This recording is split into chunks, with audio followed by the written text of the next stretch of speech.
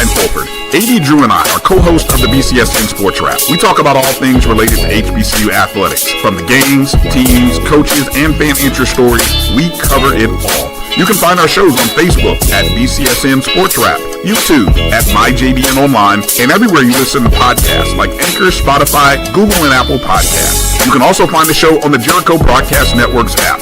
Make sure to download. We look forward to you joining the conversation and being a part of the show. From cancer care to accidental injuries to cardiac care, we all know that there are times that you can't control what happens in your life. But with Globe Life Family Heritage, you can be prepared to weather the storm when it comes.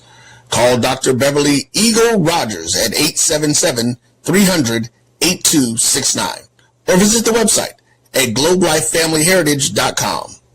With over 25 years of serving communities, Dr. Beverly Eagles Rogers is here to help you and your family through difficult times. Dr. Beverly takes pride in Globe Life being one of the few companies that returns 100% of premiums to clients that stay healthy. So for more information, call Dr. Beverly Eagle Rogers at 877-300-8269 or visit the website at globelifefamilyheritage.com. Into these colleges, and we have to fund our kids in these colleges, and we have to make sure our kids have seats in these colleges. Now, what about HBCUs? You mentioned absolutely. You got to fund them all, and you got to make sure they're properly funded. You know, the real reason why I went after Comcast and Charter, it didn't have anything to do with my cable networks. It didn't. What happened was a gentleman wanted to do the Black College Sports Network in partnership with the HBCUs. And Comcast did not accept it. And that would have made a lot of money for these black colleges. Absolutely. And it would have educated the Black College Sports Network. This is what he wanted to do. That would have educated a lot of black kids. And when they didn't do that, that's when I came off the bench and said, okay, I'm going to light you up like a Christmas tree. Okay. That was the real reason why I got into it, was when I saw what happened with the Black College Sports Network, which I don't own. I just knew. Why didn't you buy it? I just knew. I just knew that these black. I like that talk. All right. I knew that these black colleges were going to benefit, and these black kids were going to get the education that they deserved and not have to pay.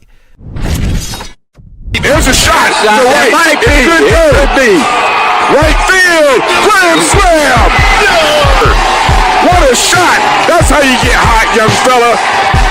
Thank you guys for what you do for HBCU athletics. This is a fantastic avenue for all of us. This is our ESPN, so we love what you guys do, and all you guys at BCSN. We really appreciate what it is that you guys do for us.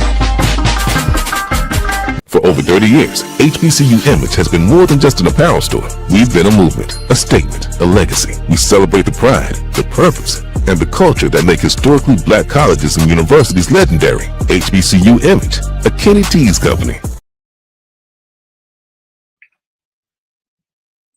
I love Atlanta, a city in the forest. Hi, I'm Jeff Cleveland, seasoned loan officer in the Atlanta market. And whether you're buying a new home, refinancing to do debt consolidation, home improvements, or just to lower your payment, give me a call. I'll ensure that you're treated with dignity and respect, that you're informed throughout the process, and that there are no surprises at closing. Give me a call and let's get started.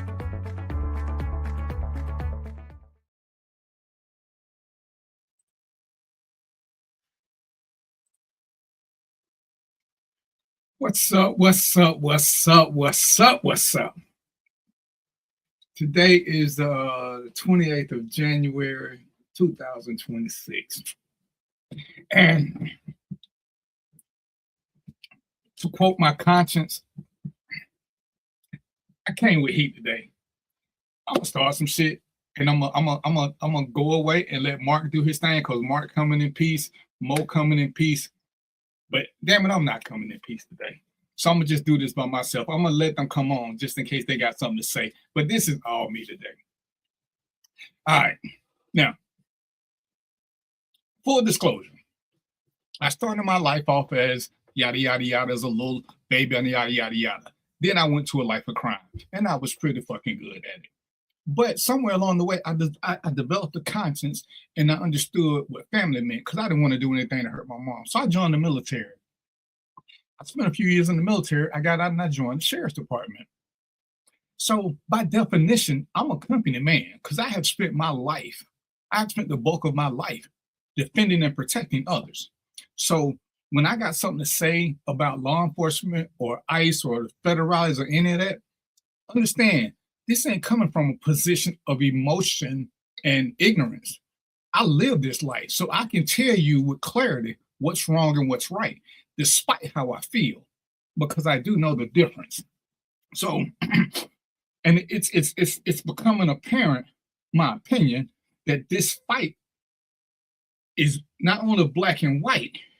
It's Uncle Tom and Sambo, because clearly, I'm tired of you coloreds saying this ain't our fight. And every time we have a fight, every time something goes wrong, if you look at the George Floyd, if you look at the Breonna Taylor, if you look at all them, white people was at the front leading with money. They were the ones who were taking off work and marching with us. Now when something happened to them, and I get some of y'all hatred and distrust and whatever, and y'all want to keep talking about slavery, which is cool, but ain't none of you niggas ever been a slave. So shut the fuck up. Just shut the fuck up. So now I'm looking at the stuff and I'm seeing you ignorant people talking about they should have just followed the order. So you mean to tell me if somebody in some blue jeans, a flannel shirt, a vest on, and some pistols come up and tell you to start doing some shit, you just gonna run and do it? Get the fuck out of here. You can watch a video. The last video, I'm sure y'all saw it. Ain't no AI, ain't no confusion. The man pulled out a pistol. Now don't get it twisted, and this ain't racist. White people crazy as hell, but white people ain't finna charge no man who got a gun in his hand. They ain't that fucking stupid. So all these people charge this man who had a gun in his hand, who was there to commit damage, but he didn't shoot none of them. You saw the video. They took the gun off of him, and then they shot him 10 times. So when you ask me a dumbass question like, am I against ICE? That's a dumbass question. Nobody's against ICE. Even the people who don't believe Obama did a good job, can y'all tell me how many people died when Obama was doing his thing? Can y'all tell me when Obama and everybody else who was president was deporting immigrants, and this should have been going on forever, how many times do we see them with masks on and unmarked vehicles? See, when the feds come to do local shit, they have to have local police involved. You know why? Because they have uniforms and patrol cars that are marked on them. Ain't none of you niggas finna tell me that if 3 people pull up in your yard in black trucks and say open the door, you just gonna open for them, let them do whatever they want to do. There is nothing that distinguishes them from being your neighbor. And please believe we've seen plenty of robbing crews who pull up with the same shit. No lights, no sirens, no markings, no nothing. They just got a shirt on. You know, you can get these shirts that say police security or whatever from Amazon. Hell, for the right price, you can get them from a uniform store. So when y'all keep saying dumb shit, they should have followed the order. The feds can't give you no order for traffic because they can't do traffic. They don't wear uniforms. They don't have the markings that say who they work for and what agency and how to get to them. So quit saying dumb shit. Quit posting stupid stats about, oh, this is how much money immigrants are costing us. This is what they do. How much is that White House, that new building at the White House cost? How much are we paying ICE? They putting more funding into ICE than they putting into damn near every other. They giving ICE more than they giving the military.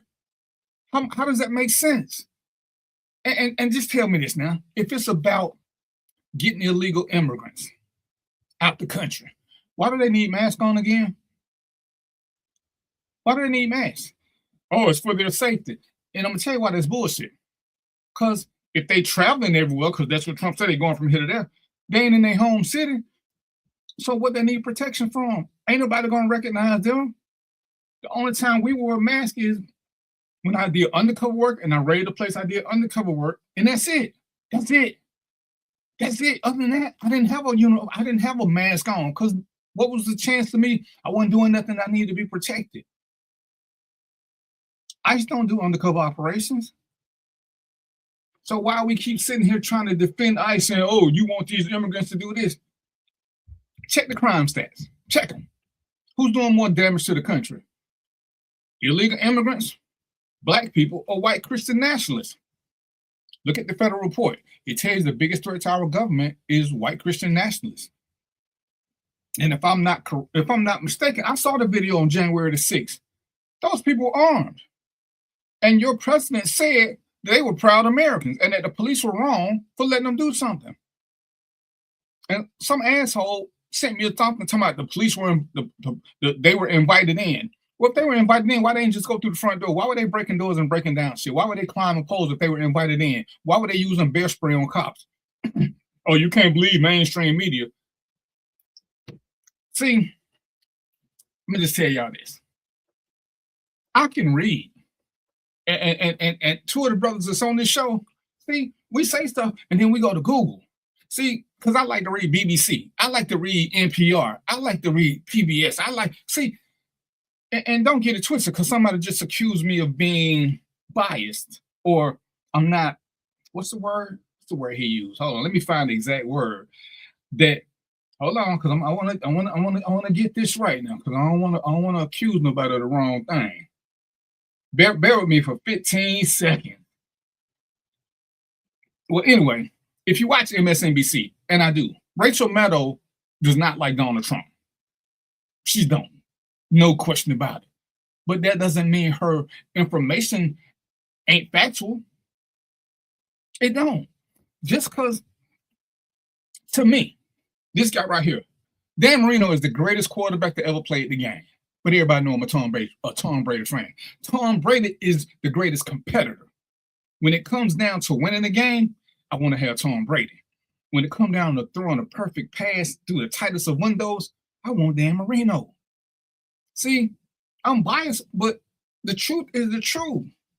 See, you can separate them with factual data. The data says if you need to win one game in the playoffs, Tom Brady is the best quarterback to do it. There's nothing to argue about that. The facts say that.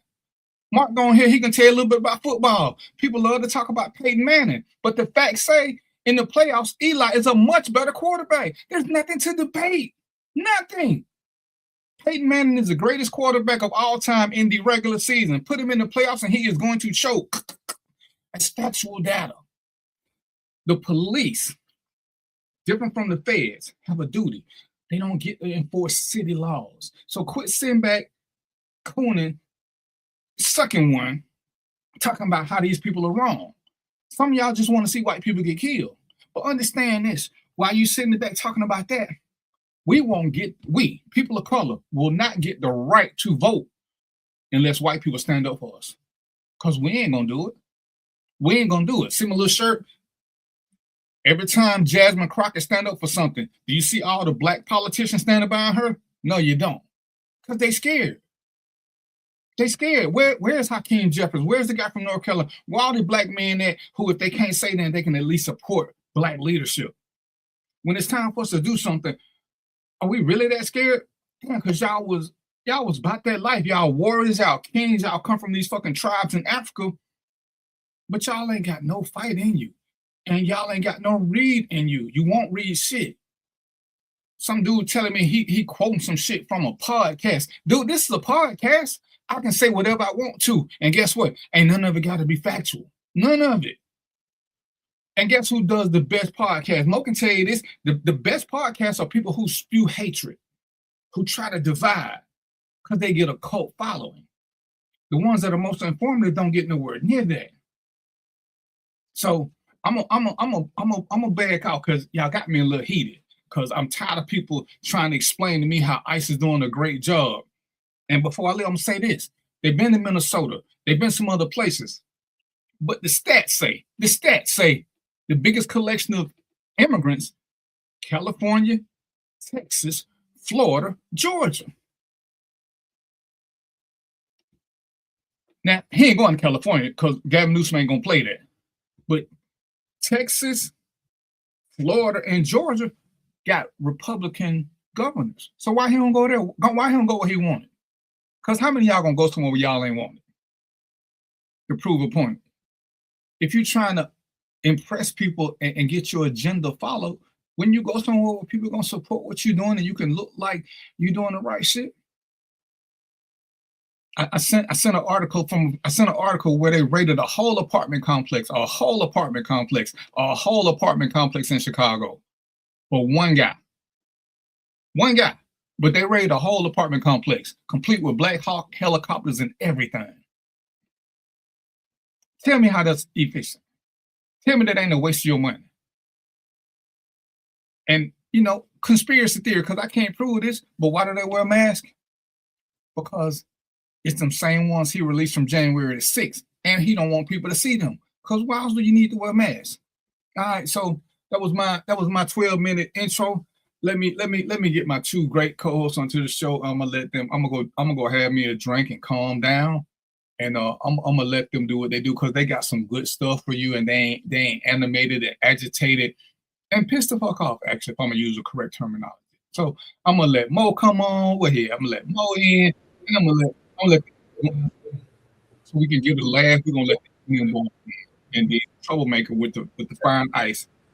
He gonna mute himself and let them do what they do. What's up, fellas? What's happening? What's happening, DVP? That ain't a good question today. That ain't a good question. I see you working on the left side over there on the fire, baby. All fire. Hey, DVP, before we get started, man, I can't find it live on your page to share it. And and I can't tell you why, because something going on with Facebook. Cause it ain't going to none of them, so I don't even know what to tell you, bro. Okay. Because I was trying to share. It ain't you. All right, good, it ain't me. Yeah, that's what Rob was talking about in the inbox. Cause we can't see it nowhere. They done shut him down till he get to Arizona with Mo. Shut him down. Shut him down. Right. Maybe I done made Marky Mark and the Funky Bunch mad. I was looking, I've been like trying to while you've been talking, I was like, man, that's a good topic. You got to share from the Random Thought page. I think it's showing up there. I'm on the Random Thoughts with DVP. It typically usually the show you read, the show that you live. I don't see that. So let me go look again. I'm looking at my phone where I've been looking. If I see it, I'll tell you. I done went to all 9 of your pages. Oh, you know what? What? It ain't showing on nothing of mine. Let's see. I think I see it on JBN. Yeah, that's the only place it's at. It's showing on my JBN. It's the only place it's showing. Ain't that nothing? It's recorded. We're gonna go back and talk about this. That's a good topic. To piggyback off of what you were saying, I'm with you on that. We do say and do stupid shit. Humanity is humanity. And understanding that is golden. I'm with you. If something happened to them, I may not be out marching and protesting, but I ain't gonna say stupid shit like, well, they should have, or that, you know what I mean? That's what we wrong. Sometimes you gotta support others. And the only way we're gonna get to where we want to be is getting help from others. So we feel that we only gonna help ourselves, then that's dead in the water. Like you say, everything that we've ever done, we've had help and support from others. Races. So, we get in these situations and we start speaking emotionally, and it just be the dumbest shit to come out of our mouth. You know what I mean? That's what we wrong. Sometimes you gotta support others. Hey, man. And this is my thing. Bro, I was a cop. I'm not telling y'all what I think. I was a cop. I know what the rules say. And you want to sit here and keep posting fucking memes. Dude, look up ICE. Look up what they supposed to do. Nowhere on there. Even on the crazy show, with some of them, you don't see the FBI doing traffic stops. They can't do them. They don't have the marked units to do it. That's why I hated training day. There is no way somebody, just because they throw a blue light up in there, you're supposed to pull over. The law requires certain things just for those things, just for those reasons. It's got to have the markings. They need to have some type of uniform on for your safety, because anybody could put a blue light on. Anybody could. Mo gonna throw on the vest right now and then holler, he ICE. Dude, you got to have something else. You better have some police, something with you. Even when we do drug raids, and I'm on a whole team where everybody got on masks. We got 2 patrolmen always with flashing lights. We got a lieutenant who ain't got on who dressed in a regular uniform, because when people see us initially, because we're stealth, if they start shooting us, yeah, we holler police. But what does that mean? There's nothing that would have gave them the thought that we were police initially. So they have a right to defend themselves. That's in the Constitution. You have a right to defend yourself when you think you're under attack. Just because somebody holler police don't mean shit. What was there to prove that they might have been police? That's why you even see now a lot of police that went to the shields with flashing blue lights on. So that at least they got something that says this. But a flashlight don't mean you police. Everybody got a flashlight. And it's like, come on, y'all saying all this stupid shit. I'm gonna knock on more door, and I'm sitting there with an AK-47 and looking. I'm iced. Open the door for what? I'm looking for something. What you looking for? Something. Open the door, damn it! Or you obstructing justice. You can't obstruct justice when there is no justice being served. True. You can't. And I tell people there are only four legal ways in every country in the United States to enter somebody's house. There's only 4. Please believe me. There's only 4. No matter what state you in. You got to get valid consent. You have to have a search warrant, not an arrest warrant, a search warrant. You have to have exigent circumstances, which means there's an emergency. If I'm at Mo House and I see something on fire, I don't need his permission to go in there. There's something on fire, I can do that. And hot pursuit. That means I'm chasing somebody who they know I'm chasing them and they're wanted. If they run into a residence, I get to run right behind them. Those are the only 4 times the cops can enter any cop. Federal, local, it don't matter. That's the only time they can legally enter your house. That's it. Nothing else. Mark, I can't give nobody permission to enter your house. I'm your guest. I don't have the authority to let somebody enter your house. I'm a guest. Now, when you give me a key in a room, I can let them in the house. They can search my room and whatever room you give me access to. That's it. That's the law in every single state. Every single state. Every single one. Anyway, I said I was going to have me a drink and let y'all run the show. Do y'all think? I'm getting a headache. I guess I started, man. As I thought about it, we should have did it from fall to winter, summer to fall, but get your house prepared for the next season. There's a lot of things that we overlook, but your house is probably one of your biggest, probably the biggest investment that you're probably making in your life. So I was thinking about all the stuff I got to do for my house as the season changed. And I was like, you know what? It's good to inform the people on those things.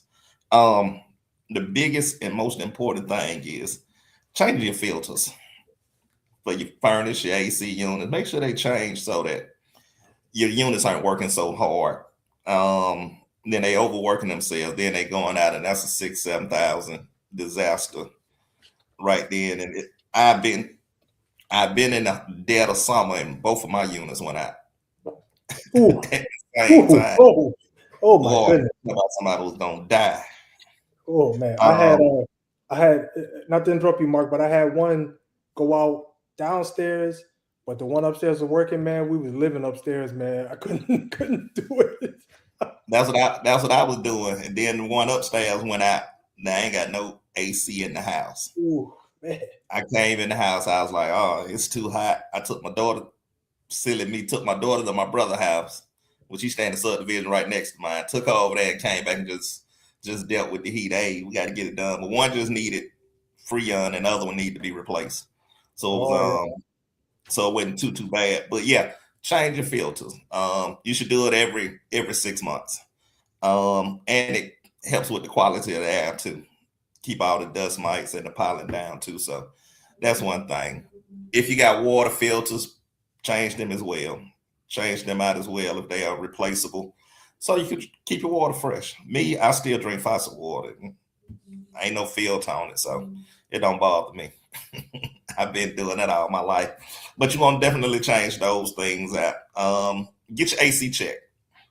Get your units checked before it get to 90-degree weather. Get them service. You should get them service, but get them service. Because if it's 90 degrees outside and you realize you ain't got no AC working properly, your feelings gonna be hurt. Hey, and I just want to add to that, man. Get them service just after the winter. Just after the winter. Don't wait till the summer, man.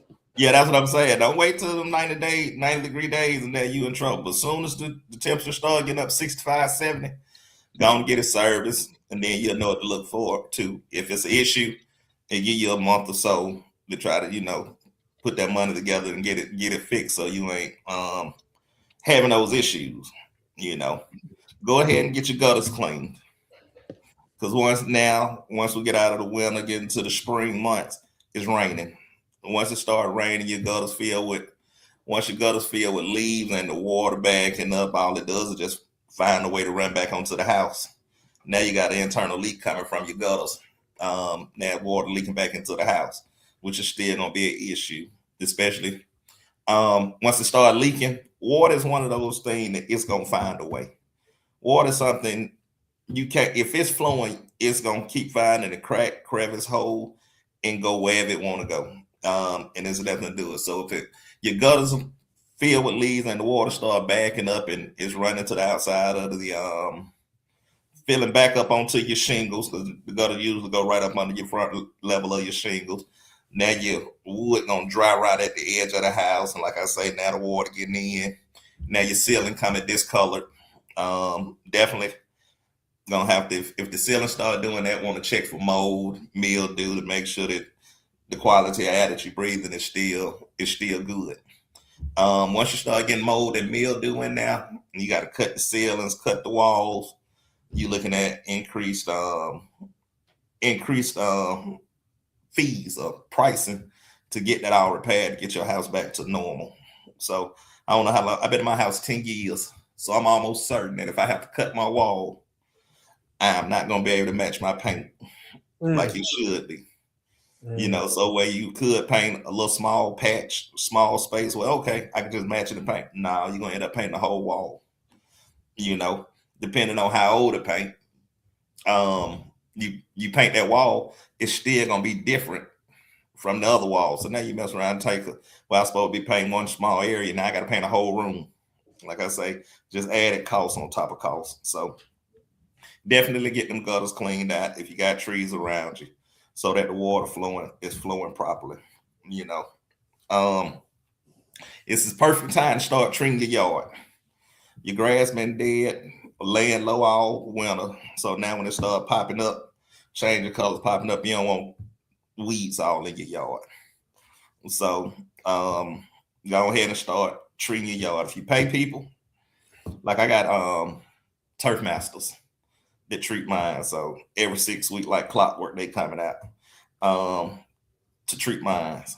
You want to start doing that now? Like I say, I'm one of them people, I want a nice yard. I like to, when you pull up to my house, I want you to look at my grass and be like, damn, it's a nice yard. Like I said, it's my biggest investment, so might as well make it look nice. So you want to start treating it now.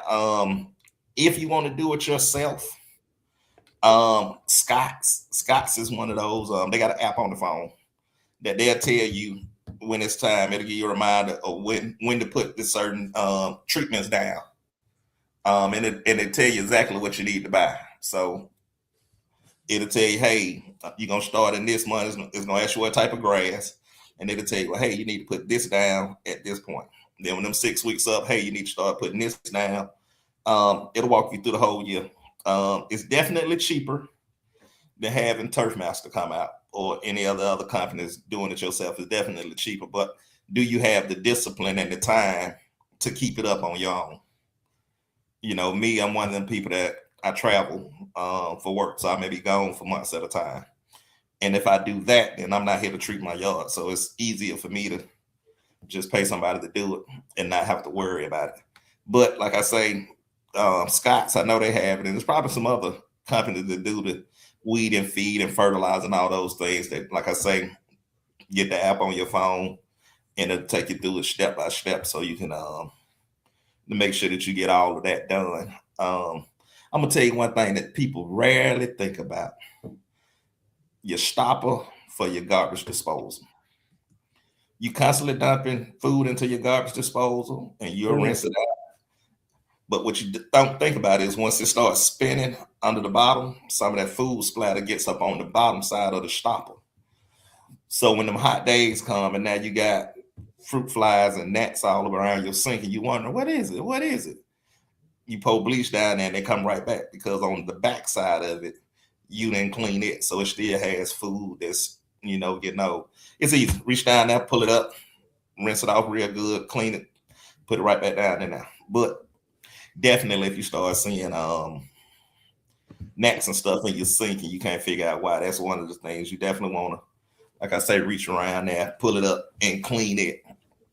Easy thing. If you got sitting puddles of water around the house, make sure you want to clean that up because that's going to bring mosquitoes. If you got buckets outside, empty flower pots, things of that nature, anything that'll catch water, that's going to bring mosquitoes. So you definitely want to make sure you get rid of that type stuff because in the summertime, mosquitoes is terrible. It's a terrible feeling. It's horrible. Anytime I'm gonna have a cookout or anything, I go out and it's easy little spray, connect to your water hose, spray in your yard. It's good for 6 weeks, but I do that the day before a cookout and then do another one the day of because I hate mosquitoes. The citronella candles work as well. But like I said, if you got anything that's sitting water, it's gonna bring the mosquitoes to the party, and you don't want that. Now it's the best time to start getting decks, your decks repaired, stain them, so you can see damaged areas. As long as that paint is on it or a stain is on it, sometimes you can't see where it's becoming rotten and decayed because the color's on top of it, so you really don't see it. So you definitely want to pressure wash it. Pressure wash it real good, and you can see the damaged areas. You can start locating where wood bees, they start drilling into your wood. You want to place those areas. Get it replaced. Go and put a new color stain on it so it look brand new again. And the stain actually protects it. So after you pressure wash it, give it a day to dry, come back and put your stain on it. And it actually increases the life of your deck. A lot of people just stay there and just let it do what it do until it just rotten and decayed. But doing small things like that, it'll last a lot longer. Some things like that to get it ready. For the most part, that's about it to get started. Hey, let me say this right quick, because my plumber told me because I was gonna get a trash what do you call that thing? Disposal. He's like, don't get them because eventually it's gonna mess up everything. You better off getting one of those little drain things or go to T-Mobile. You can get something. When you got leftover food, put in the trash and take it out. It won't mess up. It won't mess up none of your piping. It ain't having a garbage disposal ain't the convenience that we think it is in the long run. Because you got to do a lot of maintenance to it. And if you know you're not that type of person, don't keep getting stuff that needs true maintaining. Sure. He was telling you a lot of stuff, and I would tell you a lot of stuff you need to do twice a year. Just make a day out of it. Change the stuff he's telling you. However you do it. I do mine with the time change because it's easy for me to remember. I change all the batteries and the fire and the smoke detectors. I change when it's time to change the clocks. I just start changing everything. I change all my fields. I change everything because it's easy for me. It's easy to remember. But most of the stuff does need to be changed twice a year, especially your AC unit filters. And depending on how much you use, some of y'all need to be changed quarterly, even monthly. If you live on them. And it ain't nothing to go down there and check. But like I said, it's one of them things where people don't, with their biggest investment, they not really good investors because you're not checking on your own property. Because keeping a good filter will keep the AC guy away from you. Because he's gonna charge you $200 to come change that filter when it don't take but 6 minutes. It don't take but 6 minutes. And a cheap thing to do really is those swimming pool little styrofoam things. Man, go get some of them and put them on your pipes on your AC. Put them on all your pipes and just keep them on there. It ain't gonna hurt nothing in the summertime, but when the wintertime hit, it's already protected. You ain't gotta buy no special tubing. You can the same ones you use in the pool, they'll do the trick. Pool noodles. Yeah, but just get used to doing it. Like I said, I do it with the time change because it's just an automatic reminder. That's a good way. You should also, depending on what kind of septic system you got, have somebody come out there and clean your septic tank or check your water, make sure everything's still going smooth.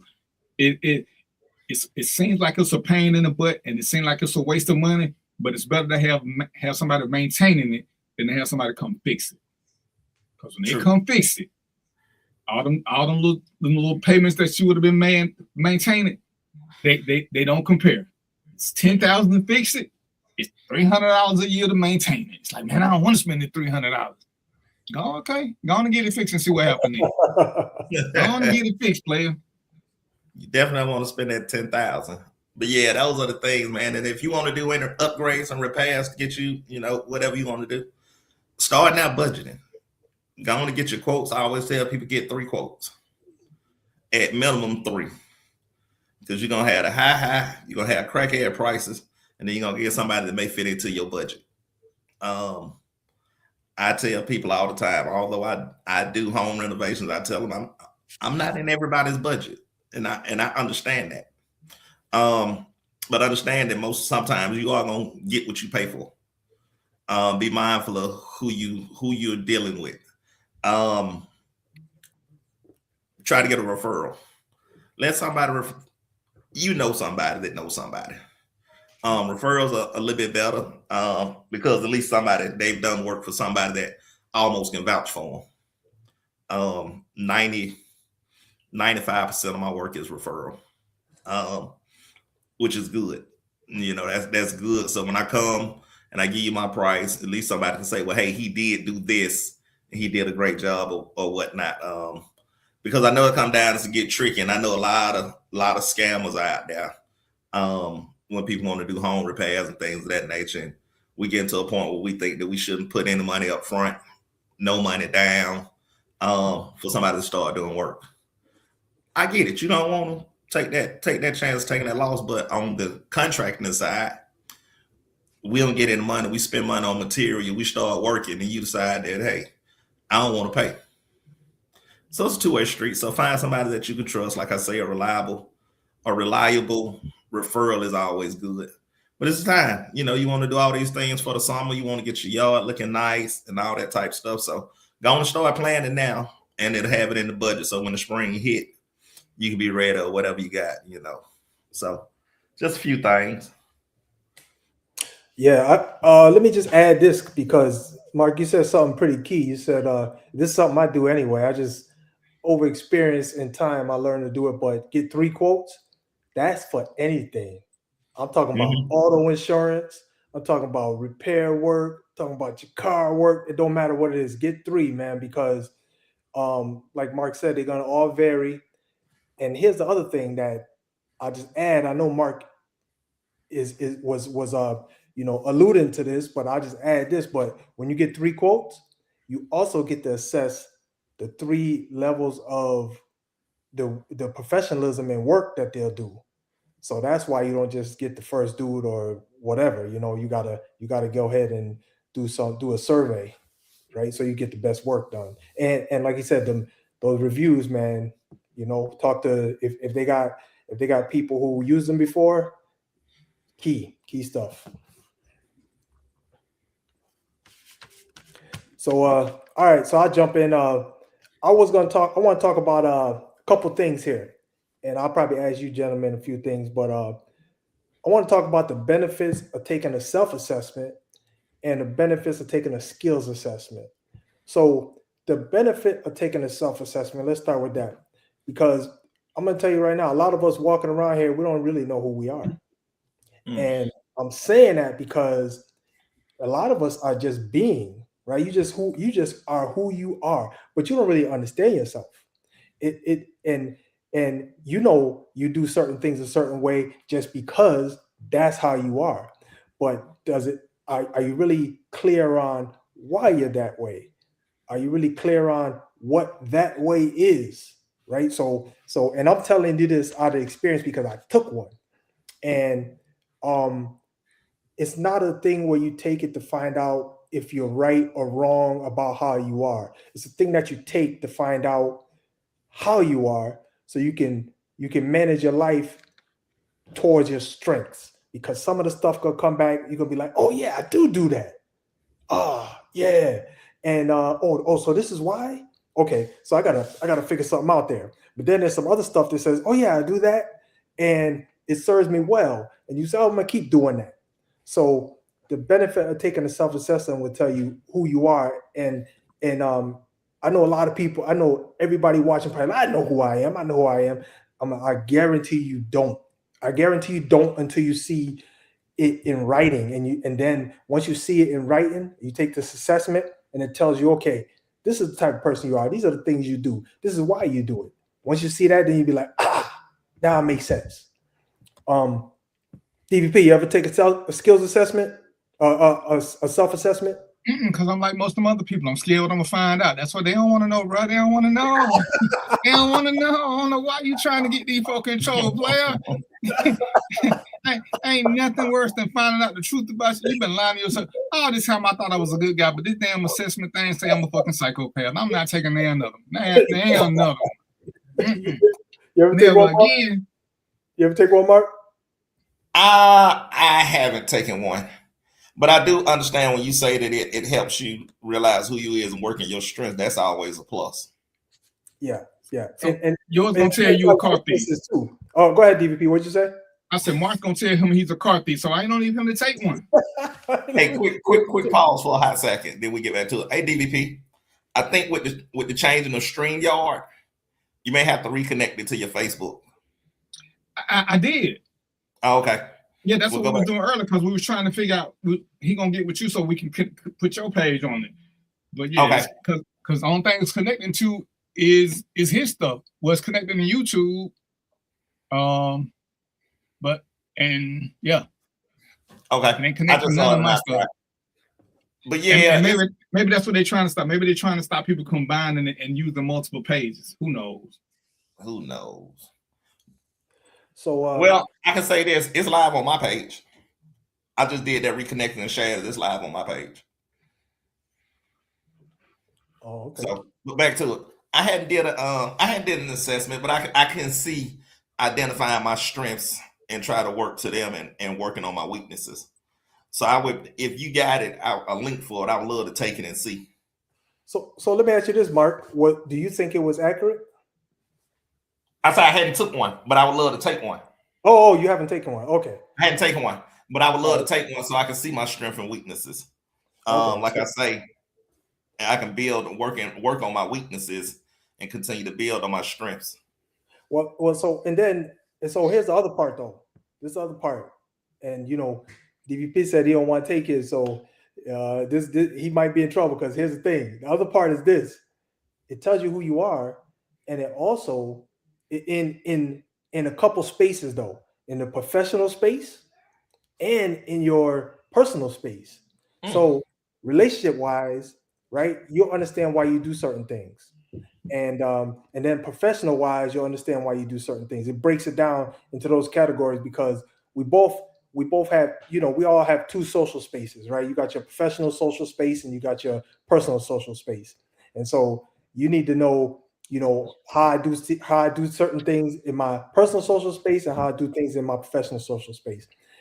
They should be different as far as I'm concerned, because I'm not, you all right, DVP? You good, man? They coming for you? Oh, okay. But yeah. So hey man, you hit a shooter or something? What happened? You all right, man? You good? Spider? You hit a shooter? Something wrong with y'all for real. So in your so I'm personally, I guess maybe everybody not like me, but I'm a different person in my personal social space and my professional social space, and I do that deliberately because there's certain things that I'll tolerate in my professional social space that I won't tolerate in personal social space, and vice versa. And I think we gotta kind of have we gotta kind of live two lives, deliberately, just so we can be the best person we can be in all those different spaces. Because when you're in a lot of different spaces, you need to apply yourself differently, right? Because I can, but I can't just be Mo the I ain't gonna say because this is not a show where I can say a safe space. This is a the safe space, Mo. The N word at work. I'm not gonna do that because that's how I feel. I'm comfortable in that space, but when I go to work, I'm cognizant that I can't do that, right? Because I want to keep my job and I want to maintain those fake relationships that I have there. But then in my social space, I'm who I am. People accept me or not. But so the thing with this self-assessment is it'll let you know who you are. And then also, like I was saying, with relationships, you'll see traits that transcend into your relationship. You know what I mean? So you see, like, oh, that's why I can never apologize to her. Because that's me, man. I'm the dude. I struggled with that for a while. Apologizing, that's a weakness of mine. I can't do it, or I wasn't able to do it. And when you get an assessment of something, it'll explain to you why you're like that, what's the reasoning, and then you can kind of think about it yourself. You still might need to get some psychological help to figure that part out. I don't know, but at least you'll understand that there's a reason for how you are and why you are. Okay. And then the other thing I want to talk about was a skills assessment. So this here, I recommend. I mean, all of our little brothers and sisters, 16 years old, they start around 16. You can do them around 16 because that's when you have enough traits for this thing to be accurate, for a skills assessment to be accurate. Before then, you don't got no data, man. You don't know nothing. You don't have no preferences, right? So you can start at 16. I'm saying maybe wait till about 18, right? Sometimes that's too late though, because some of us come from the hood, man. We need to know at 16, listen, bro, you need to do X, Y, and Z. But if you can wait to 18, it'll be more accurate. And the skills assessment will give you an idea of where your strengths lie, right? Okay, so all of us ain't built to be doctors. All of us ain't built to be police officers. All of us ain't built to be carpenters. All of us ain't built to work in a grocery store and serve people. All right, so this thing will tell you, listen, man, for if you wanna get into a space that's gonna serve you best, this is where your strengths lie, right? Because I saw mine, and now I understand why I was able to do certain things. Like, so I just give you an example. That way you can kind of consider taking a skills assessment. But mine said I was able to flex between essentially professional environment and non-professional environments. Everybody can't do that. I can flex between them though. And I do it though without being a sellout. I'm gonna just use that word. I don't know what else to tell you. All right. But I do it without being a sellout. I'm real. Whatever space I'm in, I'm real. If I'm in the corporate space, you're gonna get the real Mo, but I do it in a way where I'm not gonna lose my job and I'm gonna be able to work with people. And then in the social space, I'm just me. I just do me. You're gonna get full me. But this skills assessment will give you an idea of where you want to move in life, right? If you're an 18-year-old and you don't even know what you want to do yet in life, but you take the skills assessment and says, man, you good with your hands. All right. Now you got a trajectory, right? Or if it says, man, you good solving problems. Maybe you want to go into something that does problem solving, like a computer engineering job or something else. So if you're good with your hands, that means you should go around just slapping people? The boxing, whatever, fighting, kickboxing, yeah. Hey, MMA. That's it. Yeah. No, that's your hands and your feet. You don't want to mess around and fall because you can't dance. So it's just you good with your hands, not your feet. So just stick to slapping people. Yeah, that's it, man. So yeah, these things will give you some guidance on where you need to go, because I can tell you right now. I'm gonna ask you, brothers, but I can tell you right now, I found out the hard way which path I needed to go. And even then, when I found out which path I was gonna pursue, even then, some of them that I pursued were the wrong ones. So I wasted my time. Not necessarily, you always gain something out of going down the path, right? You get some kind of skills that you can take with you. So I did that a few times, and then I finally found something that I was excited about doing. I enjoyed, and the challenge was so difficult that I was like, I can't let this stop me. So I pursued that. And so, that's kind of how I ended up finding my path. Not ideal, but I'm guessing even Mark and DVP, y'all kind of found out your strengths and weaknesses based on trial and error as well. Would I be right about that? I definitely found mine through trial and error. I do vaguely remember taking like a skills assessment in high school, but I don't remember my counselor really pushing it, pushed me in that direction. I don't remember what it was, but I do vaguely remember taking a skills test.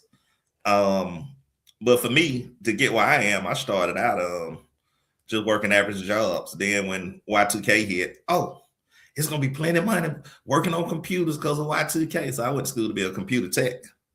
I was like, okay, cool. Went to school, got out of school, realized I hated working on computers. I hated it. Went to school, it's plenty of money in it. It's gonna be money. Got out of school and hated it. It was like miserable. Man, I don't feel like going to work today. Man, I can't wait to get off. Man, I'm tired of looking at this computer. So it was like, so what I'm gonna do? I took a job which paid less money. But at the time, we talking 90, maybe 99, right at 2000, because right there in Y2K. So we're probably in the 2000 now. And I was supposed to been going into people's homes connecting wireless routers. So I'm like, okay, cool. Took the job, show up for the first day. They say, hey, we ain't got no work. We ain't got no work in that. I like, quit my job to come over here. So what they said, well, what we'll do is learn the telecommunication side, install a phone system, learn that side of the business. And then when we get work on the other side, we'll just transfer you over. So I did it for about a year. Position never came open and the company ended up closing down. But I learned then that I enjoyed telecommunications. Mm-hmm. So did that, went and found another telecommunication job. Love telecommunication, like I love this. But when that company closed down, now I'm stuck again. So in 2 years, I've been laid off because company closed. So I ended up working with my dad. He's an electrician. So I started working with him. Then I learned the electrical side. Then it just took off from there. So I bounced between telecommunication and electrical work since 2001. Then once I started taking electrical serious and started doing more of it, like, you know what, I enjoy this. And then when the pandemic hit, everybody kept asking me, do I do everything else? Do you do floors? Do you do this? Do you do this? I had a skill set to do it. So I just started saying, yeah, I do it. And then I was going into it. I was doing it. And then then I got contractors. From me doing all these electrical jobs, I'm on job sites with all kind of contractors. So I started getting the contractors information. So now I'm to a point now, I still do it, but I got contractors doing most of the work for me. But I still love doing what I do. So I had to bounce around until I figured it out. Well, and that's so just while it's on my mind before I forget, but there's a transitional point for every job, right? You're not laying wires. You start off laying wires, but then you end up telling somebody how to lay wires, and it goes from there. So there's always a transitional point, right? And so I'll say, and so Mark, your story is a good story to kind of leverage, because I personally changed paths 5 times. I thought I was headed to do something that I wanted to do, and the universe had other plans for me. It said, no, that's done. You know what I mean? The guy closed the company. All right, what I'm doing next? And so I just kept floating, man, until I found something that was stable and where I could earn a living. So that was that. So yeah, I changed paths about 5 times. But this skills assessment will at least give you an idea of, you can start. It's a good place to start, because it gives you an idea of what you are good at, right? Just intrinsically, you ain't got to try. You know how we see these people that could do Rubik's cubes. Some of them they never read no manual on how to do that. They just do it, right? And so that's the same thing. We all got that in us. Maybe DVP got that for, DVP was a cop. Maybe he got that into it. That's normal. That's in him, right? All the traits. Go ahead. I think one of the things that we got to realize with them assessments, and I think y'all both touching on it, and y'all don't realize what you're saying. There's a difference between what you're good at and what you like doing, and you got to find that happy medium, because there are a lot of things we're good at, but we hate them. Where are you in life? Do you need to make the money regardless, or do you? It's kind of like in retirement. Now that I'm retired, I do what I want to do. But when I needed to pay bills, I do that. As my dad said, do what you have to so you can do what you want to. And the skills assessment, you may be good at this, but is it something that pays? Is it something that pays well / regularly? Because if it don't, a lot of people, you see everybody now, everybody either want to be a real estate agent or make their own jewelry. Okay, but being a real estate agent costs you money. Making your own jewelry, how much jewelry you plan on making? Because if you just making waist beads and costume jewelry, you got to make a shitload to survive, unless you're doing it as an offshoot, or you got a good support system. So sometimes when we do that, I had to tell one of my kids, dude, don't nobody give a fuck if you like a job. You got kids now. You need something that pays, man. But I don't enjoy it, dude. That's why they call them jobs. You're not supposed to enjoy it. You enjoy your hobbies, but hobbies got this little thing. Hobbies don't pay most of the time. So yeah, in a perfect world, we would all get something that we enjoy doing. But if we're being honest, we need to find something that pays us well so that we can enjoy other stuff. And and that's the whole thing I think that we got to get ahead of, because we take the ASVAB in 11th and 12th grade in most high schools before you go to the military, and it tells you what you're good for in their world. But again, we're talking about what you're naturally good at based on what you know. Because who's born as just a natural astrophysicist? You got to take some classes and you got to have some pushing and prod. I found that I was good at electrical work when I started doing maintenance with the maintenance man, because I was bored in the hood. So I just started riding around him. But before that, I didn't know nothing about it. And once I got shot that first time, I didn't have no more interest in it. I just nope. Yeah, all it took was that one spark. My black head's like, I don't want to deal with no more. I don't want to deal with no more electricity. I could live in the hood from now on. Enough of that. I was scared to jump cars for the longest, because I'm like, I don't want to do nothing that involves touching the battery directly no more. If it ain't a little bit of battery, one of these, AAAs or something like, if it's bigger than that, I don't want to touch it. These are the only things I'm touching. If they connected to something, I'm not touching them either. Ain't nothing like your little electricity to let you know you ain't shit. Ain't nothing. You realize quickly. So yeah, but knowing what you're good at versus what you like doing, knowing to pay, even like with the computer stuff, and I got friends who are good at computers. And big picture, you can keep chasing the money, or you can get with a company where you can get benefits. Because people doing computers, they can make good money and they keep bouncing. They're learning this system, they're going to the highest bidder. But unless you're saving a lot of money for retirement, you're going to be working forever. When can you just stop saying, I want to do this no more? Because, and these are things that I think when we having the real conversation, we actually do start need to talking about, okay, well, if you work 20, 25 years, then what? What's going to happen? Because you don't want to start working at 22, 30 years later, you're 52, and I ask you about your retirement, and you looking like, well, damn, I ain't got nothing. So you've been working 30 years for nothing. You've been living moment to moment to moment.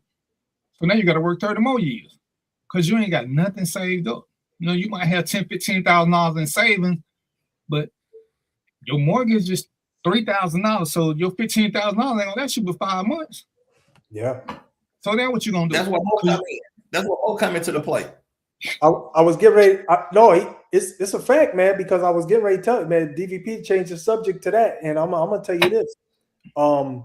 There's certain things you have to do to prepare for I'm gonna say, I know Mark's still working, me and DVP's time. There's certain things you have to do, to make sure you're ready for when that time comes. When you not working no more, it scared the hell. I'm gonna tell you, it scared the hell out of me. I'm like, it doesn't even make sense. I'm not working, but I'm gonna be able to make money and live. It doesn't even compute, man. DVP, did you go through this? But because when I stopped, I came with a retirement. It was just, what am I going to do now? But I had a company, so I got to devote more time to my company, and that's what I'm saying. Oh, okay. When you get on this process, and this is what I tell you about, get a job that pay you good, that's going to give you some benefits.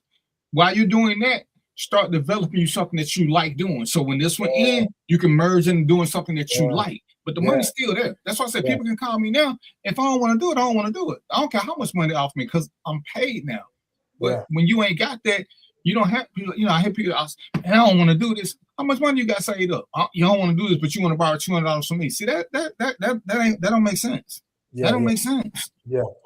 So you got to do some things, and we'll talk about another show. But even when you become an independent contractor, and this is where Mo comes in, because he's gonna tell you about the stocks and stuff. But I'm telling you, you need to set up a high yield savings account. One, to pay your own taxes, but two, just so you can set up a retirement account. Look into some of these IRAs, figure out which one. Talk to your tax people, talk to your finance people, see which one works better for you, so that you can have a plan, so that you don't have to work one day. And I'm gonna twist it because I'm in the stock market, but the stock market don't run my life.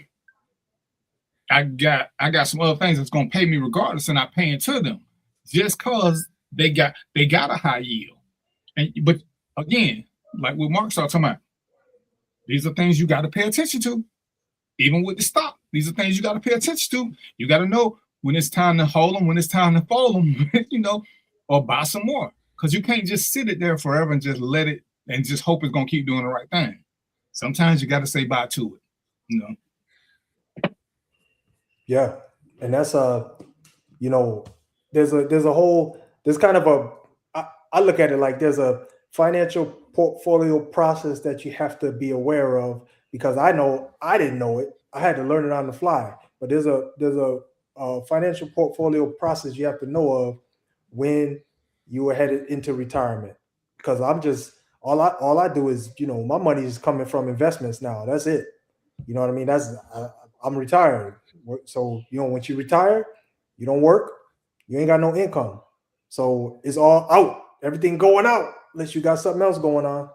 So it's prep time to you got to prepare for that. It don't just happen overnight automatically.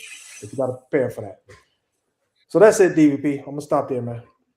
I don't need to stop, bro. I don't need to stop. Y'all doing good. And since you right now, go on and tell us about the NASDAQ. Explain that to us, since we don't segue into talking about money.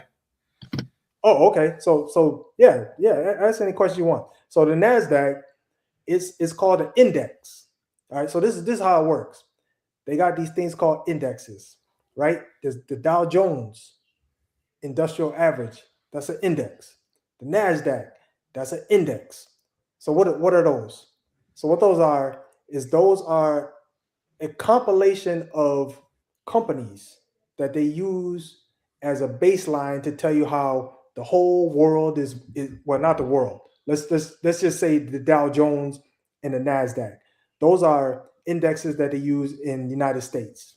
All right. So if we're saying, oh, how's a country doing? Right? They're gonna look at those. They're gonna look at the Dow Jones first, or I won't say first. They're gonna look at the Dow Jones and say, oh, the Dow Jones is X, Y, and Z, and based on the number, they know based on the number what it typically is. They're gonna know whether it's high or low, and if it's higher, stocks, the country's doing well. If it's lower, the country's not doing so well.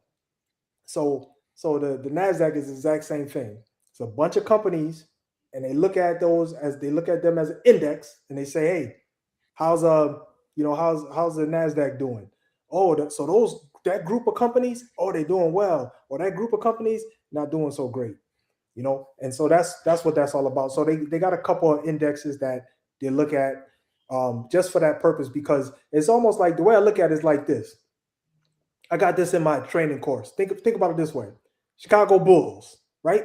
Let's think about a time when Michael Jordan played for the Chicago Bulls, right? Michael Jordan was the NASDAQ, or he was the Dow Jones, because think about it this way. If Michael Jordan playing good, guess what? You could assume the team is winning, right? He playing good, you can assume the team is winning, right? If Michael Jordan playing bad, you're pretty sure the team is losing, Exact same thing. Exact same concept. More questions. Okay. I love that. What does NASDAQ stand for? It's man, DVP. Why you hit me with that, man? Oh man, I know that. But let me look it up right quick. I'm gonna take some of the pressure off you, brother. Here it is. NAS. Niggas ain't NAS, doing absolutely shit. It's NASDAQ. That's NASDAQ. Oh, Q. What you say, sir?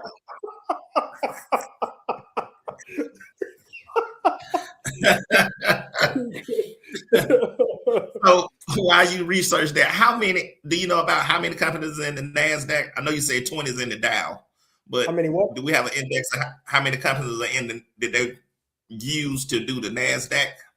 Well, so they usually got about somewhere between, I'll say 20 and 50 companies in the Dow. It's there's 30 of them. In the NASDAQ, okay. I'm not sure. I don't follow it that much, so I'm not sure. But I guarantee it's between that number. But yeah, so I could tell you DVP. So it's NASDAQ. The last three are data acquisition quotes. Okay, the first three I forgot, man, because systems. S is systems. A North American. Yeah, North American Systems Data Acquisitions. Quotes. I didn't make it up. Somebody made it up, man. So that's all I can say. So it's abbreviation for all that crap. It's related to how they used to do stocks in the old days, but they kept the name. That's all. Cool.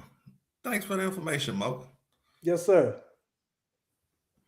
And you know, so go ahead, Mark. I was going to ask, I know we talked about there was a third one. If you just tell me what it is. I think last time you said it was three of them. 3 indexes? It's NASDAQ, the Dow, the New York Stock Exchange. That's it. NYSE, okay. NASDAQ, and the Dow. Okay. But so just to be clear, the New York Stock Exchange is not really an index. It's an exchange. That's why it says E. That's why it has exchange. It's a place. It's where you go to make trades. So y'all know in New York, right? There's a big old building. That's where all these dudes go to make trades. New York Stock Exchange. Okay. Cool. Or DVP, did you find something different? No. Hey man, that's your area, brother. That's your area. Doing research, man. So hey man, Mark. At the beginning of the show, didn't I say this was me today? I ain't cooperating with shit. Yeah. I'm straight heat today. I gave y'all the disclaimer at the beginning of the show. I'm just straight heat today. I'm still hot. I'm still hot. He's simmering over there. So that's what that is. So anyway, what I encourage everybody to do, whether you end up doing this or not, you can take it from me, you can take it from anywhere, but learn the basics of investing. It's a real principle of our world. It's how our world operates, and you can't get away from it. I don't care what you do. If you're working, I can guarantee you right now, Mark, I can guarantee you got money in stocks. You probably don't know it, but you do. Want me to tell you how? I know you do. You ever had a job? Mm-hmm. Yeah.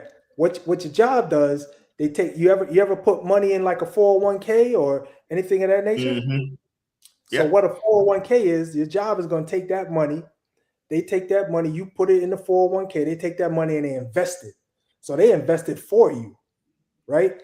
And that money, so this is kind of messed up, but I gotta tell people how it works. What happens is this.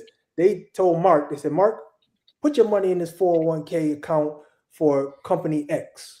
All right. Mark said, yeah, man, that's a good thing because, later on I'm going to get a return. So they took your money, they invested into stocks. All right. Whatever kind of stocks they want, stocks, bonds, whatever, they invested. And then they get a return. And let's say the return is, I'm going to make it up. Let's say the return is 40%. Mark, you're getting 5%. Here you go, Mark. And Mark's happy. Mark's like, ooh, I put this money. All I did was give him my money and I got 5% back. Yay. Okay, Mark, you could have done that yourself, man, and made, it made more than that. But there's risk associated with that. So they took the risk and all that because they got to give, the stuff you're getting back from the company is guaranteed. There's no loss. They guarantee it. But for you, there's no guarantee, but you'll get more if you're successful. But you got to assess the risk and all that, and that's what I kind of help people figure out. Go ahead, DVP. You had a question? No, sir. Oh, I thought I saw you. So that's what it is, Mark. Okay. That I can see that. Like you said, they take the risk, so they want the bigger piece of the pie. Yeah, right, exactly. Mm-hmm. Well, they are. Yeah, you're right. They're taking the risk because they guarantee your money. Your money back. So, and that's like you can think of that like a CD. When you give your money, and this is why you got to have your money invested like a lot of different spaces. Have a CD, have some stocks, have a little side business, all this stuff. Have all these different things going on because you wanna be able to make money. One of them is going to make money, one's going to lose money, whatever. I could tell you, I'll give you a good example of what I did and why it didn't impact me that much. I'll just do this and then I'm done. But y'all remember when the housing market crashed, right, in 2008? So yes, when that happened, I actually ended up losing. I walked away from my house because it was crazy, man. The value of the house dropped 50%, and they wanted the same mortgage money. I'm like, y'all on drugs. I'm getting out of here. I'm leaving. But the point is, so I lost the whole house, but I also had money invested, and I didn't have it invested in real estate because real estate was getting slammed. That's why I had to leave this house because real estate got slammed. But I had money invested in other spaces, in other things like technology, commodities, whatever it is. I had them invested in other spaces. So while it was bad that I lost the whole house, I did make some of the money back. So that's why you got to it's called diversification. That's why you got to diversify. Don't put all your money in one thing. You know what I'm saying? People like, I'm going to buy gold.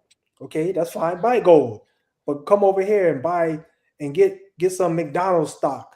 Go over there and get you some, buy these Fenty stock. These girls, the women like this stuff. Buy Fenty stock. Diversify it. So that way, some going to go up, some going to go down. And that's the way that's why you make sure that in the end you don't lose everything, and you on the law of averages you'll make money. Okay, I know Fred Sanford had invested in a lot of commodities. Oh, okay. Yeah, that's cool.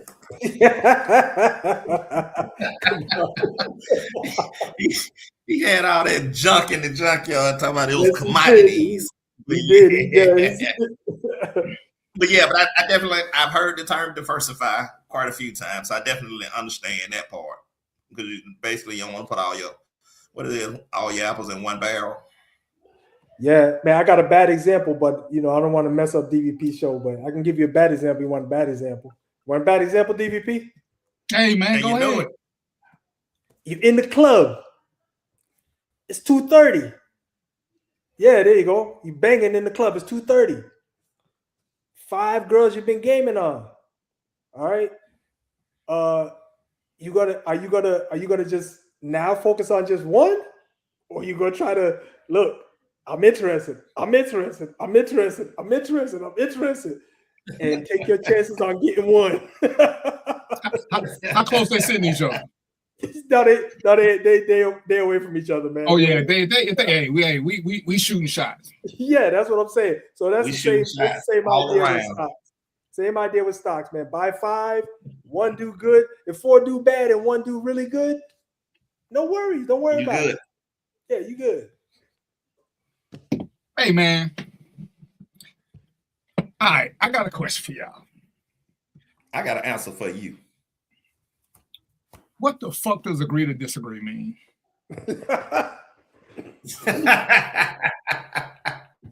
Agree to disagree. Don't that mean there's got to be because how do we what fact can we disagree on? You know what I'm saying? Whenever I see that statement, I always ask the question, what are we agreeing to disagree on? Because we're not talking about right or wrong. If we're debating whether or not it's Wednesday, June the 28th at 7:11, if you're debating it's 7:10 or 7:12, there's nothing for us to agree to disagree on. That's a matter of minutia. But if one of us want to say it's Thursday and we all in Atlanta, or it's Halloween, what are we agreeing to disagree on? Are we agreeing to what? Because we're not agreeing to disagree that you're stupid. What are we agreeing to? I hate when I see that stuff. It just so I wrote it down because that was what got me hot. We're gonna agree to disagree. What are we disagreeing on? Agreeing to disagree is based on opinions. We have two different opinions. You're not going to change my mind. I'm not going to change your mind. But we agree that we just going to disagree on this specific topic. On opinions. Right. So it's not specific like days. I'll get to argue with somebody and be like, to me, the beautiful food is mediocre at best. But it's somebody like, this is the best soul food they done had in their whole life. So no, I had the greens. It wasn't that good. Man, excuse me. Them collard greens the best. We gonna agree to disagree on this one. Okay, and I have to stop you on that one because if that's what y'all agreeing to disagree on, then you being way too kind because they're clearly because the food sucks. It ain't even mediocre at best. It's bad at best. It's bad at best. So look. The fact that you ain't never got to wait to get your food is a clear indicator that it is not good. You ain't never go there and got to wait on shit because ain't nobody else in line. Yep. So I'll say this: people like to use that when it's not really provable facts, right? So if I say, for example, if I said, Mark, I'm gonna shoot you with this gun in the heart 5 times. And I'm gonna say, DVP, you're guaranteed to die. DVP can't say agree to disagree because it's gonna happen, right? Mm-hmm. So that's something I could prove, right? But these other facts where people, I don't know, debatable facts where people like to use that because it's not facts. My bad. DVP used the right word. It's opinions, right? These are these opinions, and when it's opinions, yeah, you can agree to disagree on an opinion because guess what? Me and you got different opinions. Because if I said that girl look fly, DVP say, nah, she mugly, bro. That could be true for him. You know what I mean? I can't. But how do we do it with facts? See, the fact is that 47 is the president of the United States. Like it or not, that's not debatable. Not at all. For you to say he ain't my president, see, there's not supposed to. Only thing we can agree to disagree on is how stupid you are. Because if you're a United States citizen, then he's your president. There's no getting around that. I didn't vote for him. Well, that's not how it works, stupid. So we can agree to disagree that one of us is extremely stupid, but we can't agree to disagree on who the president is. Right. So it's like, I agree. When you say this, just say that your emotional argument lacks any substance. But we're not. Because I'm not going to co-sign on us agreeing to disagree because there's nothing for us to disagree on. I gave you a fact. You didn't like my fact. You want to say, oh, we'll agree to disagree. There's nothing. There's nothing to agree or disagree on with facts. There's nothing. No. Nothing. They're using it out of context. Because they use it because they punked. You know, we can't. There's not. The Patriots won the Super Bowl against the Pigeons. Oh, we'll agree to disagree. They ain't lose. The Pigeons lost the game. The Patriots didn't win. The fuck are you really? They gave it to them. Okay, so even when they gave it to him, what happened at the end of the day? The trophy goes to the winner. It doesn't go to the non-loser. At the end, it says the winner is. There's nothing that says the non-loser. It says the winner is. These are. Yeah. You know, and I'm like, that's such a. And I don't mean to be disrespectful, but that's such a bitch statement. No, listen, you need to be disrespectful on that because what that does, that just causes confusion. And if there's young people listening, you know, they're getting confused and the facts are all screwed up, and you know, you just causing chaos with all that, you know. Let's just be real about it. You know, Yeah, that's so I hate to speak ill of the dead, but that's one of the things Charlie Kirk did. He said a lot of stuff that was not actual facts. You know, Right. And you know, regardless how he ended up, he was saying stuff that was kind of opinion based, not actual facts. And then he would take the data that it did exist for those particular facts and skew it. So, and I know that because I wrote a book on policing in America and black people killing black people and white people killing white people, and I know the data set. And the stuff he said it's not anything that I researched and found. Nothing. So there goes the good, the bad, and the blue right there. Get the book. Now, if I want to debate Mo on that topic right there, what I would say is Charlie Kirk said some truth when he talked about transgenders. And when I say that is and that's about the only time I really agreed with him, to be honest. He tell him, but what's a woman? What's a man? Let's be specific about this. And it was basically talking to transgenders. I agree with that. A lot of the other stuff, I didn't agree with. But go ahead, I'm sorry. Go ahead, DDP. But we can say something that's true.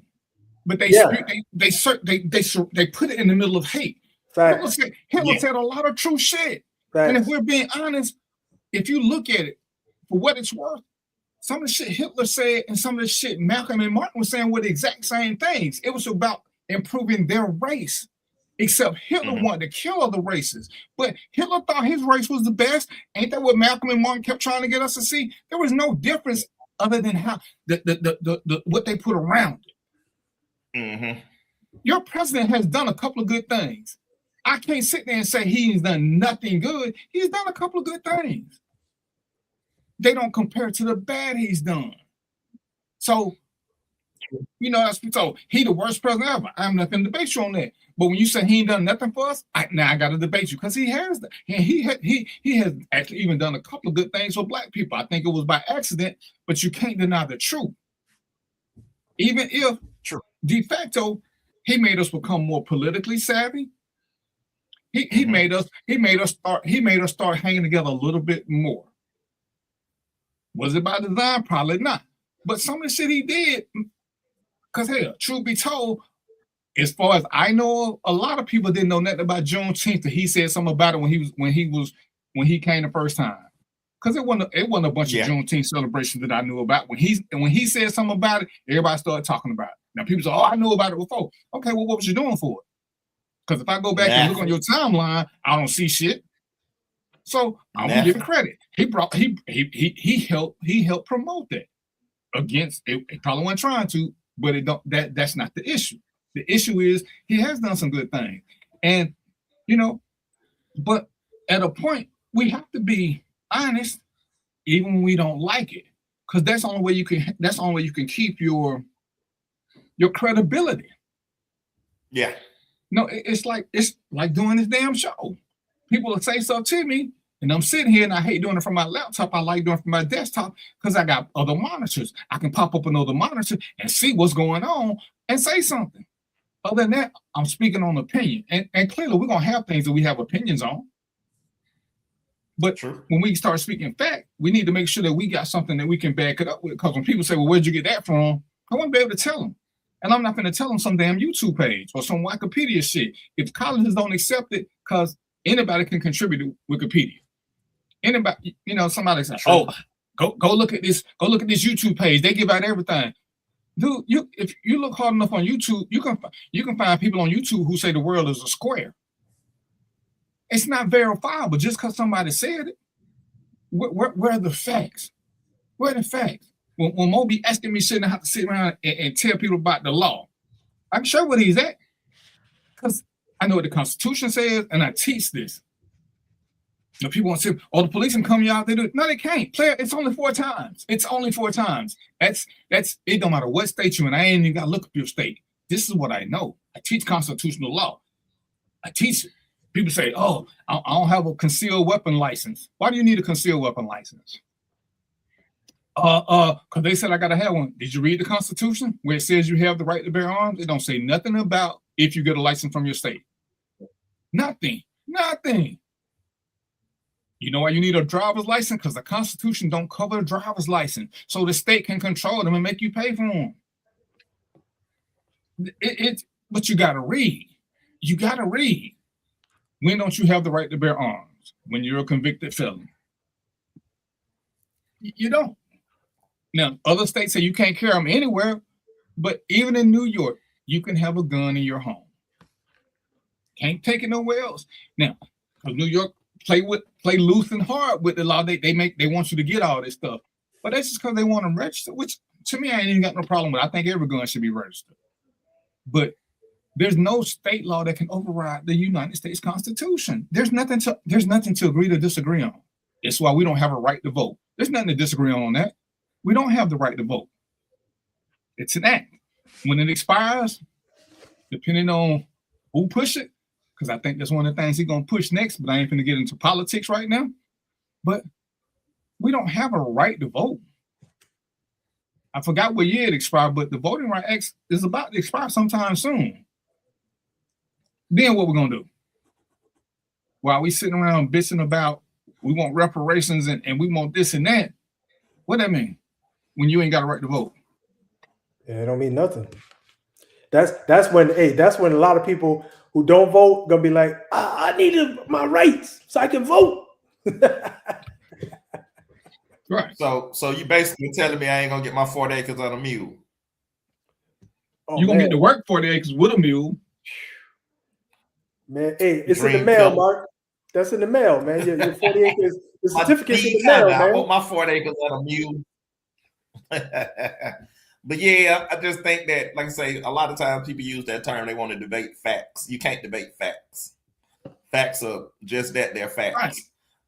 It's a different agreeing to disagree is based solely on opinions. So I learned this from these real smart people, Neil deGrasse Tyson. A fact is a provable point. A point that you can prove is provable. It's not something that you can debate about. You can prove it, right? If somebody come in the room and shoot me in the head, I'm gonna probably die. Shoot me in the head 10 times, I'm dying, right? That's a provable fact. So bullets in the head would kill you. Okay, so that's something you can prove, and that's what it is. You're definitely gonna be damaged. Yeah, very damaged. Okay, so and just for shits and giggles, the Voting Rights Act expires in 2031. So we got 5 years left. 5 years. So can you argue? Can you debate the moon landing? Well, if you're a conspiracy theorist, you can debate anything, but do you have factual data? And that's what people keep wanting to say, oh, they could have did this, they could have did that. Well, hell, if we're going to go that far, then how we know we ain't reality shows for another alien race? Do we know that we really exist? Well, none of us witnessed our own birth. So do we factually know that our parents are our parents? In the Truman Show. Yeah, but I'm saying, do we factually know our parents are our parents? Do we know this as a fact? No. Somebody told us that shit. No. How long people kept feeding us? They told us that shit, and we just bit the apple and said, okay, I'll go for it. But hell, how many times have we seen cases where people found out they were switched at birth? So it ain't but one in every 10, 20 million. But what if us three just happen to be, I'm 20 million, Mo 40 million, Mark you 60 million? Well, damn, our whole reality is shook. Because in theory, there are lots of things that we have to take as fact that we can't prove.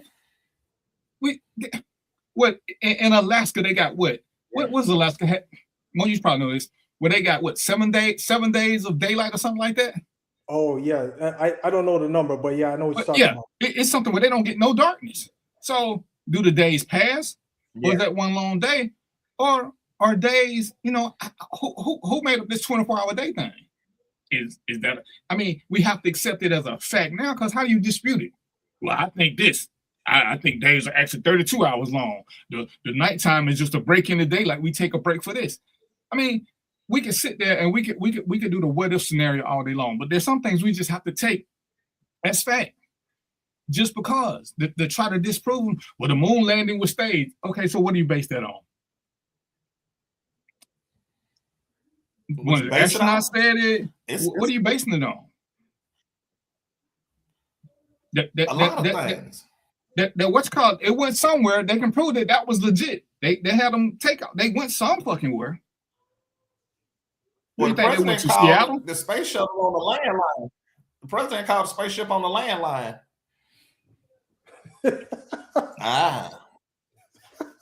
Hey, y'all got up there yet? Yeah, we here.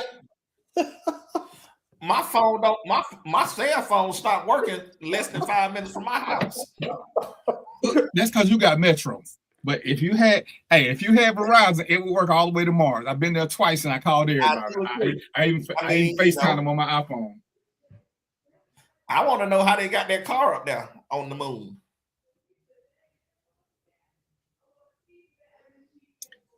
The car that's in the pictures. But so did they put it on the hitch? They trailered it up there? No, they put it together. But I'm sure y'all seen these debates about is the world flat or is it round? Oh yeah, heard those. I know how to prove that one because I watched Neil deGrasse Tyson. He told me how to prove it. How you prove it? This is how you prove it. You got to find a tall building. All right. Let's say I'm making it up. This is what he said to do, and it makes sense to me. He said, so if the earth was flat, right? Check this out. If you find a tall building with let's say 50 stories, if the earth was flat, no matter what story you were on, the sun would disappear at the same time. So what he said to do was, if you stand on the first floor, you put people on the first floor and every 10 floors, and you tell them to signal you when they can't see the sun anymore. And what'll happen is from the bottom up, they'll start signaling you until they get to the top. That's how you know the earth is round. Otherwise, if the earth was flat, the sun would disappear at the same time. Everybody would put their hand up at the same time. That's what the man said. Do it makes sense to me. I don't know if that makes sense. That's an angular thing. That ain't a circular thing. Yeah, the sun is out of space. The sun is out of space, right? Yep. But we got daylight on Earth, but ain't no light in outer space. Oh yeah, you gotta talk to scientists on that one. I want to know that one, man. You gotta talk to a scientist on that one, man. It's debatable. It makes sense. I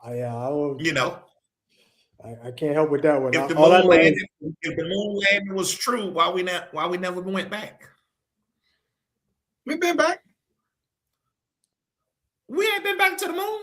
Yeah, we have. We got space stations. Shit sound good. Michael Strahan went in space. And Gail, they went to space. They just went real high up. I mean, it's just those things that you want. But the Challenger didn't make it. That's right, because when Michael Strahan went, you couldn't call him while he was gone. Couldn't talk to him. Cause he was gone. He was gone past that 3-block radius mark. See? So it's all debatable. I mean, it's like I say, debatable. It depends on what you believe. It would be. Yeah. It's like, and people hate when it's like evolution versus creation. Well, we'll never know. We keep finding, what do you call the bones? We keep finding evidence of prehistoric conditions. Ain't nobody found this ark yet. You can't. What? Maybe they flew the ark to the moon. Which is why I have a problem with the Bible, because you mean to tell me they can't, all this shit they keep finding, but none of it leads to this. So when we're looking at factual data, we can prove that dinosaurs existed. There's proof. Where's the proof? Well, and the thing was, how we know them bones wasn't just played? And that's where we have to go with science, because science has things that can predate based on the fossils and all the other stuff. So it's like, do we want to be smart enough that we can start intelligently questioning that, or do we amateurishly question it? It's like when people ask me things as a cop. Well, certain things I'm trained to do, certain things I know from my experiences in life that aren't transferable. You know, we all have our own personal things from what we've been through. We know stuff when we see it. Can you explain to people how you know certain things? Well, you can't. It just is what it is. You know, you got a hunch about this. It's your hunch. It's like that's what I want to do. You know, when the way Mo feel when he see his wife ain't the same way I feel when I see mine. So how can he tell me what I'm gonna feel when I see the right one? His feeling is innate to him, but that's his fact. He just can't make it be my fact. Like when we talk about what men like, we can't make it a fact what men like. That is truly opinion based. But what we can make be factual is the male anatomy. Men have these things. This is scientifically a fact. And we were talking about with the whole trans thing. So when we're gonna debate something that's not factual, we can't just put up a what if, because you know my favorite phrase is, what if my aunt had balls? She'd be my uncle. She doesn't, so she ain't. Ain't nothing else to talk about with that one. So when people say, oh, I don't believe that, and that's fine. You ain't got to believe a lot of shit. You ain't got to believe today is Wednesday.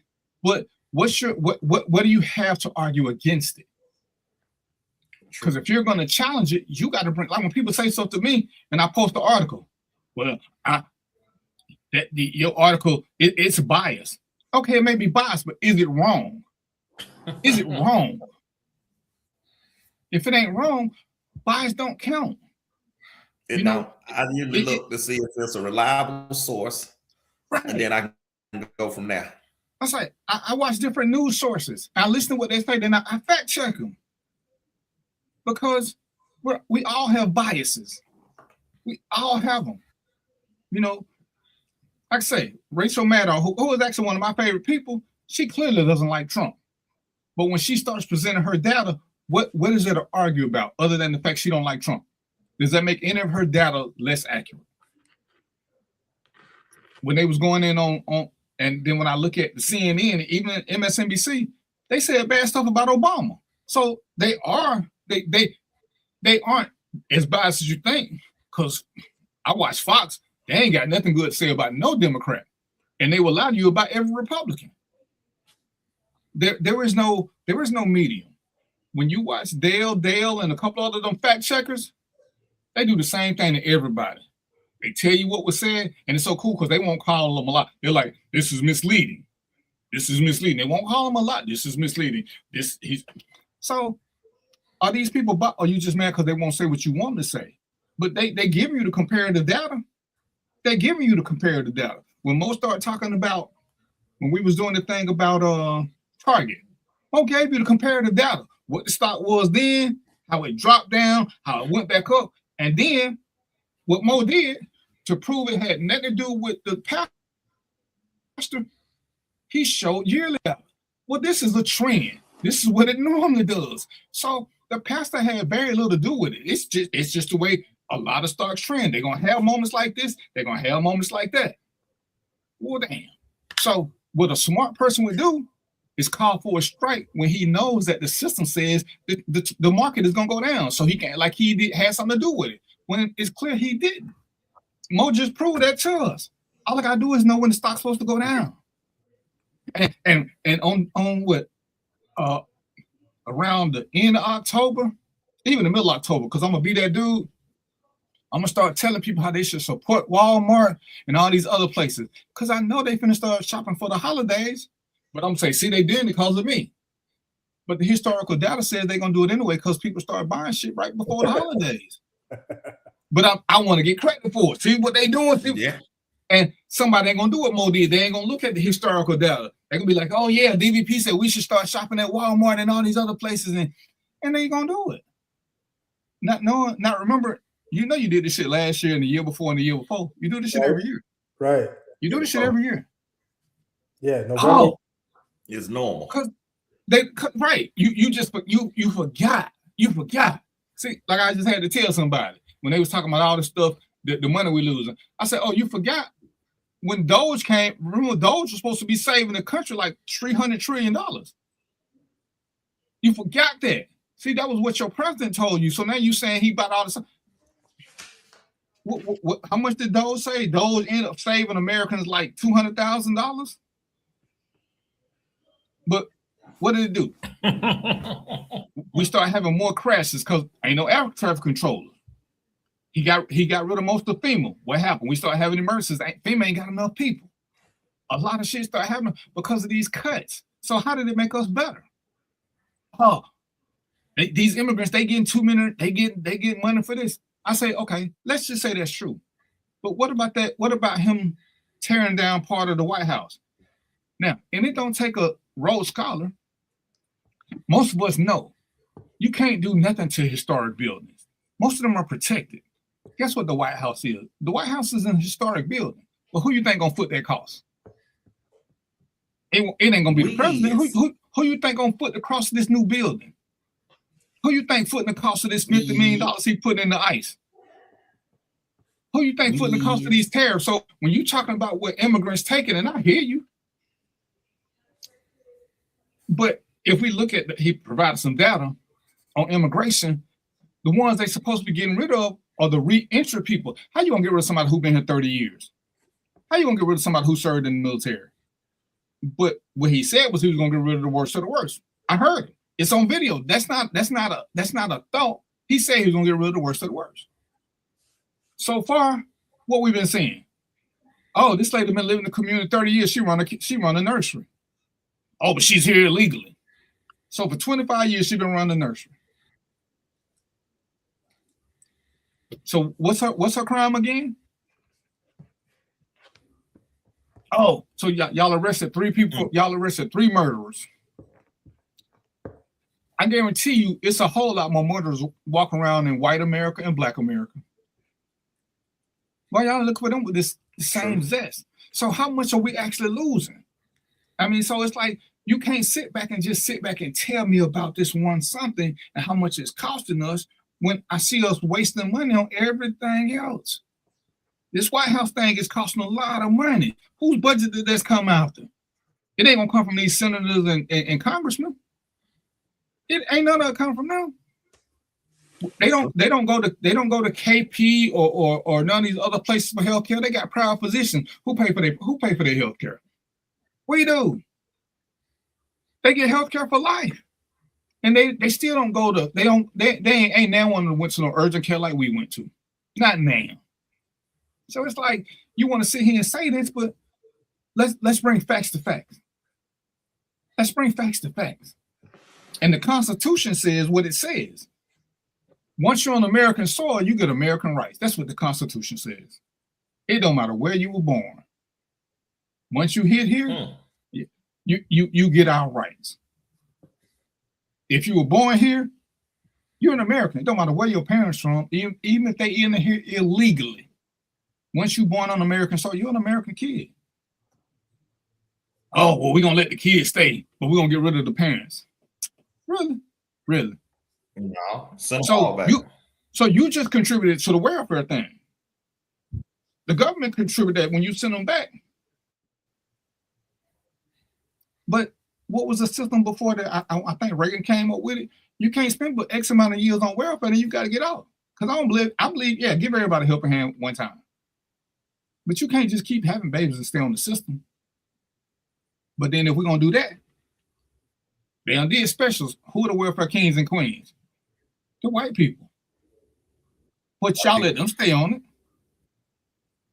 So it's like when we sit there and we want to argue about them. And I ask somebody, the last time you lost a job, who was it to? Was it to an immigrant? Probably wasn't. And we want some work done around our house. Truth be told, who we looking for? Because we know people that look like us don't want to work hard. We know that they don't want to work hard.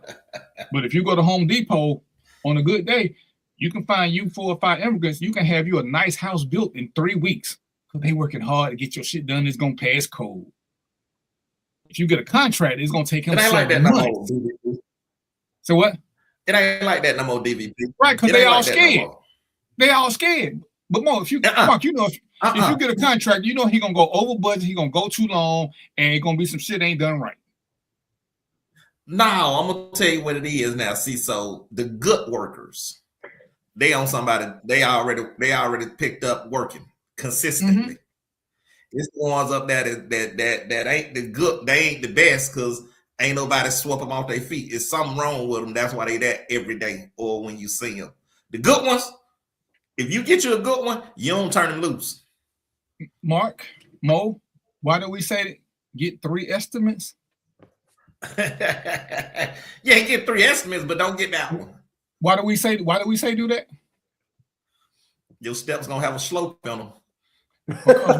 Because we know some shitty people out there, and a lot of them look Americanish.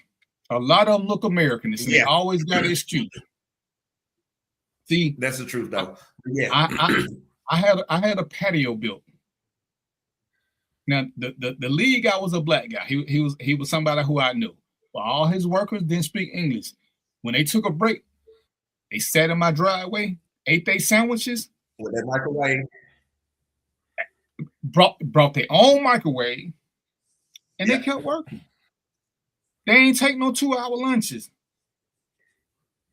Now, had I hired an all-American crew, they would have packed up all their shit at 11 o'clock, came back around 1:30, and just kept doing what they were doing. Asking me, hey, you got an extension cords, you got a microwave we can use. Them dudes didn't even, when I looked up one on leaving, I said, where he going? Oh, he gotta go to the restroom. Y'all know I got a restroom. Oh, we don't go inside. Oh, shit. Oh. They had that pen in the chicken coop. But guess what? One leave at a time to go to the restroom. You ain't gonna never see all 4 of them leaving. One leave and the other ones pick up the slack. So you if I hadn't seen him leave, I wouldn't even know he was gone. So, but we get the estimates, and the reason we want referrals, not because of the cost. We want to hear that they did a good job. We don't want to hear how much it cost for. They do a good job. Send me a picture to make sure it ain't sloping. To make sure, and that's the sad part, because that's why we want these referrals. It ain't for the price, because we can look them up online. We want to see what our friends say. If they do a good job, send me a picture. When they come by, I had people pull up in my yard. I'm finna shoot them. Hey, man, you got a nice deck. Bro, you should have said that shit from the street. You were finna catch somebody with a hot leg. I don't play that trespassing shit. I don't know you, player. Man, I don't invite people to my house. I think everybody want to steal my shit. So, but when we get down to it, like I said, it's a lot of things we do. We can argue about who's the best this, who's the best that. Those are all opinions. What's the best car? That's an opinion. Until they get that little car and driver award. Yeah, we don't like the best move sometimes, but you can't argue with the fact that they got an award for it. They got an award for it. Wasn't my favorite movie, but whoever vote, the masses, and that's who we say count, whatever the majority says the rule. I hated Training Day. I hated Wakanda. But you colors said they was 2 great movies. I just don't listen to y'all when y'all put what's a great movie on Facebook no more. I just, whatever y'all say is a great movie, I just know, cross that shit out. Don't watch it. Don't watch it. Oh, my movies come from Tubi. If I say it's good on Tubi, go watch it. It's a couple people, when they say a movie is a good movie, I'll watch it because they're not just following the crowd saying something is a good movie. Oh, no. I don't do that. If somebody tell me it's a bad movie, I'm gonna go watch it because I don't trust you. So I'm with you on that, DVP. Oh, and you just contrary, man. You be wanting to fight. See, I have moments when I want to do this. Other moments I just want to be chill. Nah, you like that every other day. No. You on the slide to the blue. You slide to the blue side when you put a tie on, like you going to church, deacon. But other than that, it's fire all day. See, sometimes people be testing my game. You ain't not doing this time. You let that. Hey man, I just be wanting to get. Sometimes I be wanting just to get along. I be wanting to fall in line with everybody else. See, that's why I got y'all here to keep me from jumping off the deep end. Cause sometimes I'm gonna jump. I just feel like it. Yeah. But I figure let me get some brothers on here who, and I tell people all the time, who we don't always agree on shit, but we ain't never disrespectful, because when we're speaking opinions, everybody got to say so. once we start speaking facts, there's nothing to debate. All we can do from that point is ask questions. That's it. There's nothing to debate with facts. When we do the law and order stuff, I let y'all ask me questions because all I can do is tell you what the book say. Don't matter how I feel. Don't matter. The law says this. The law says this. Technically, I'm the expert, so y'all can ask me questions. I didn't write the law. I'm just telling you what it say. Man, that shit crazy. I totally agree. It's still against the law, or it's still legal. Oh, man, I didn't know that. I don't have to let the police in. Nope. They told me. Of course they told you. Ask them to show it to you. I can show it to you. You can pull up the Constitution. You ain't got to do it. Oh, they don't do this to white people. You know why they don't do it to white people? Because white people know their rights. You know, they got this thing that's like, oh, yeah, when the police pull you over, hold this shit up, tell them you refuse to say this, and what you think? You can fuck around and find yourself in jail. Because when he pull you over in that traffic stop, pull that thing up saying you ain't got nothing to say and you want your lawyer. You better give him your license or you're going to jail. You're going to jail for not talking. You know, what is it he want? You know, it's cool. Oh, cops are always looking for.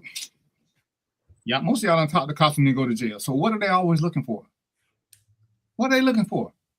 Most of y'all, a lot of y'all done had cops walk up on you while you were smoking weed. And what's the first thing he said? Put it out.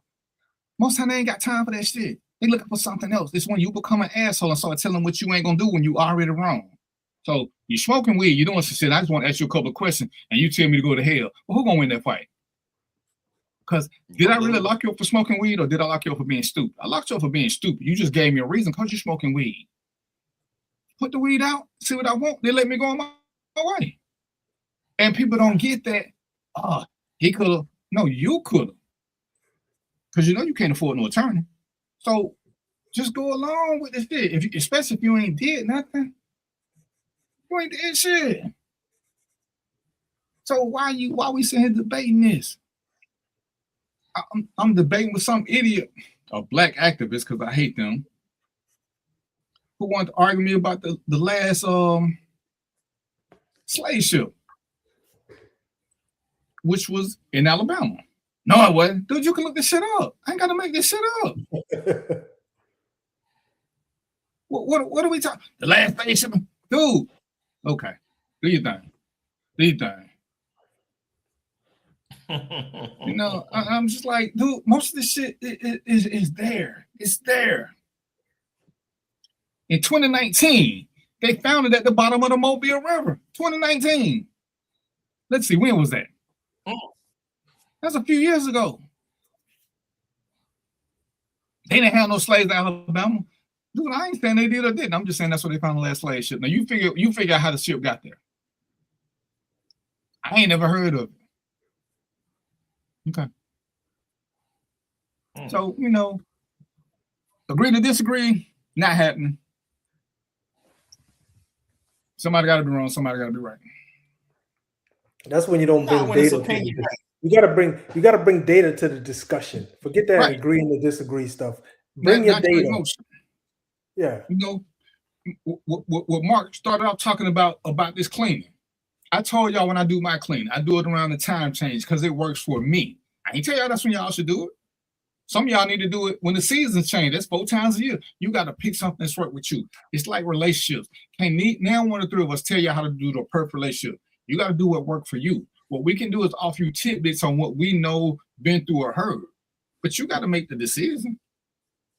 But can't now want us tell you the right thing to do. Not one of us. We can hell.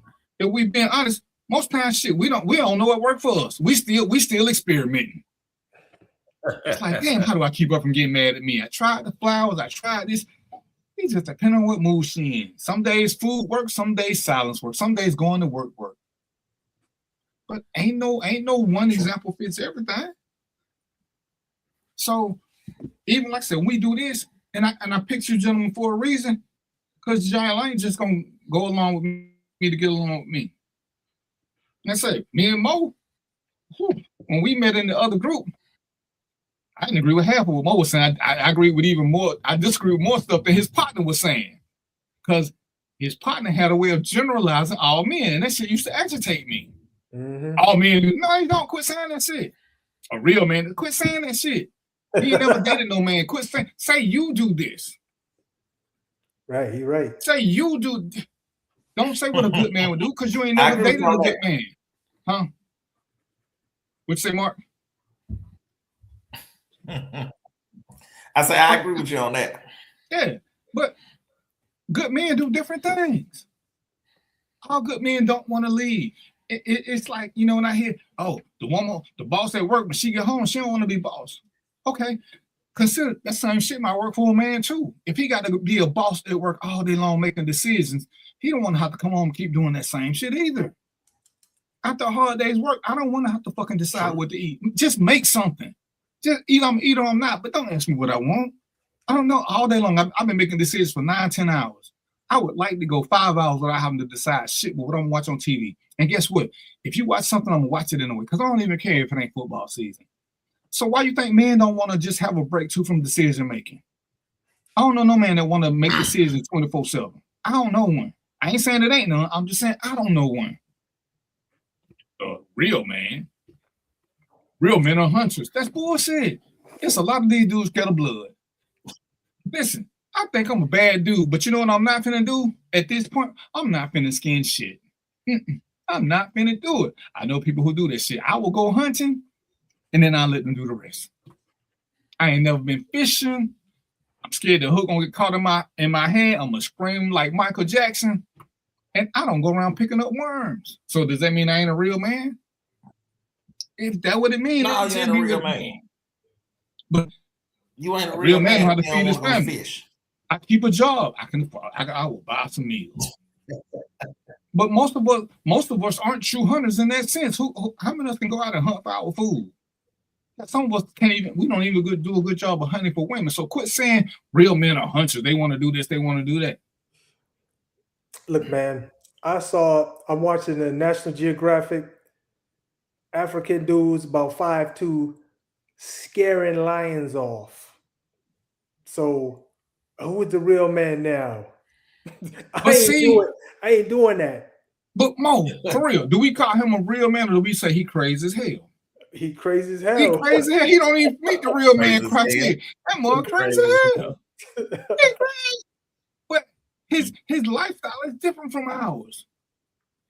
And it's like, you know, we got to quit trying to bundle everything into a nice little thing and make everybody big.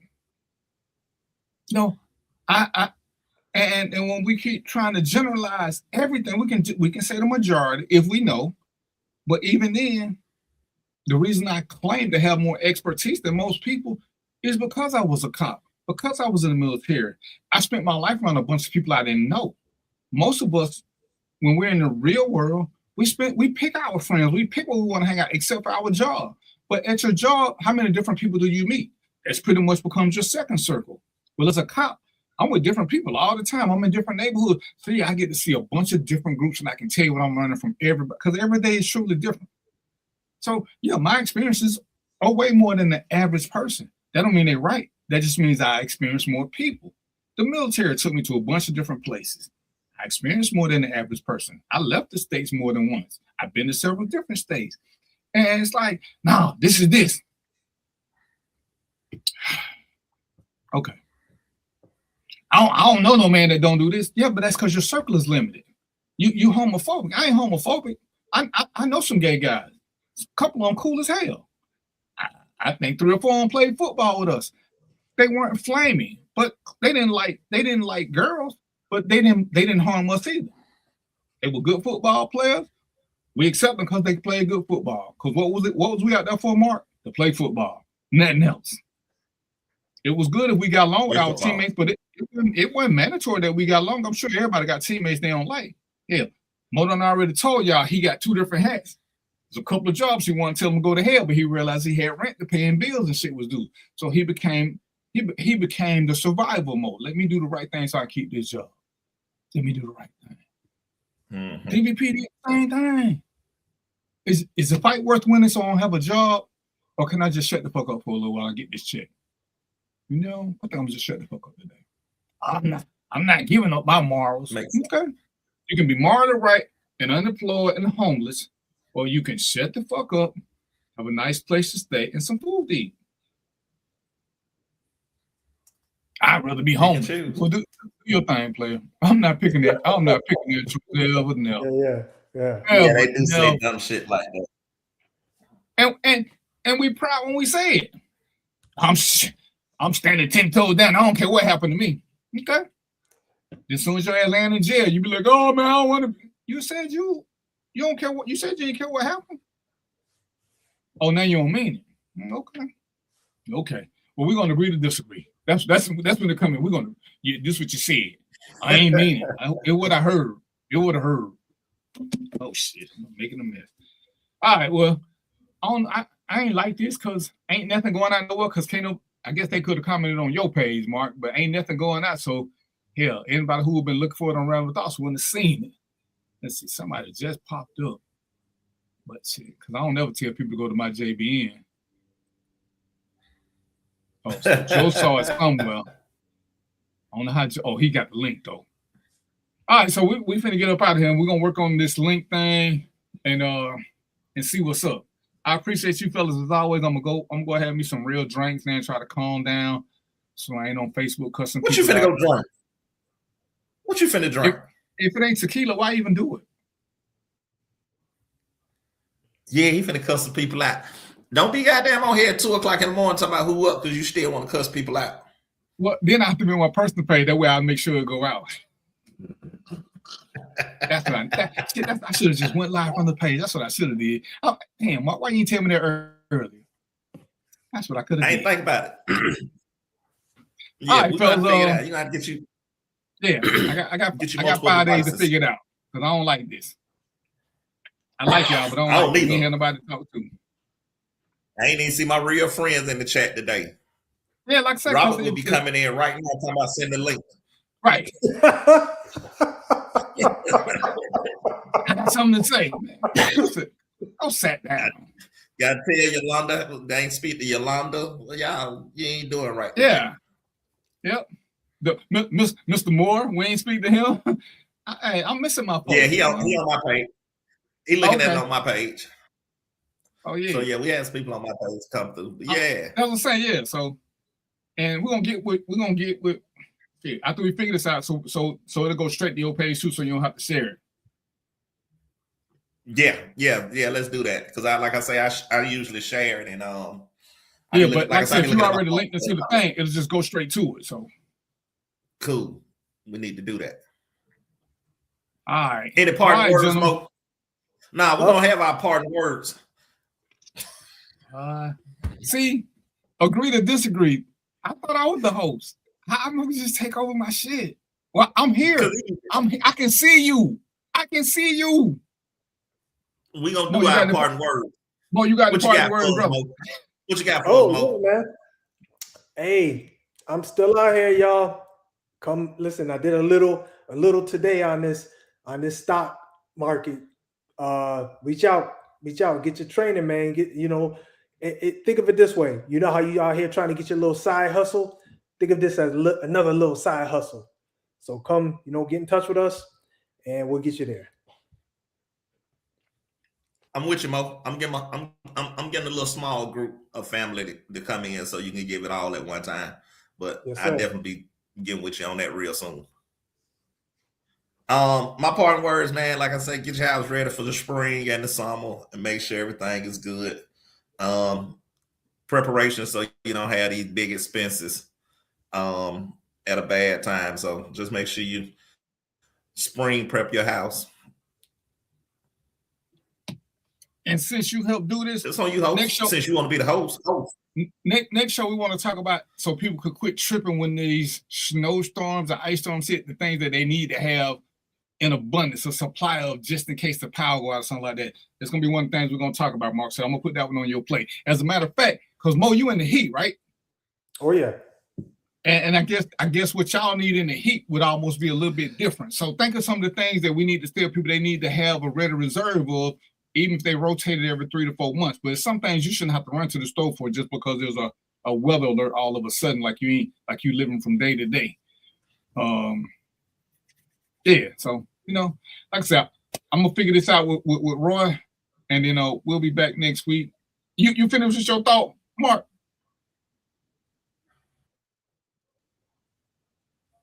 Yeah, I'm finished with my thought. Okay. So yeah, we'll be back in 6 days and in 22 hours. And even though ain't nobody here, y'all know what it is: peach, popcorn, and chicken grease. And we still out. Wow.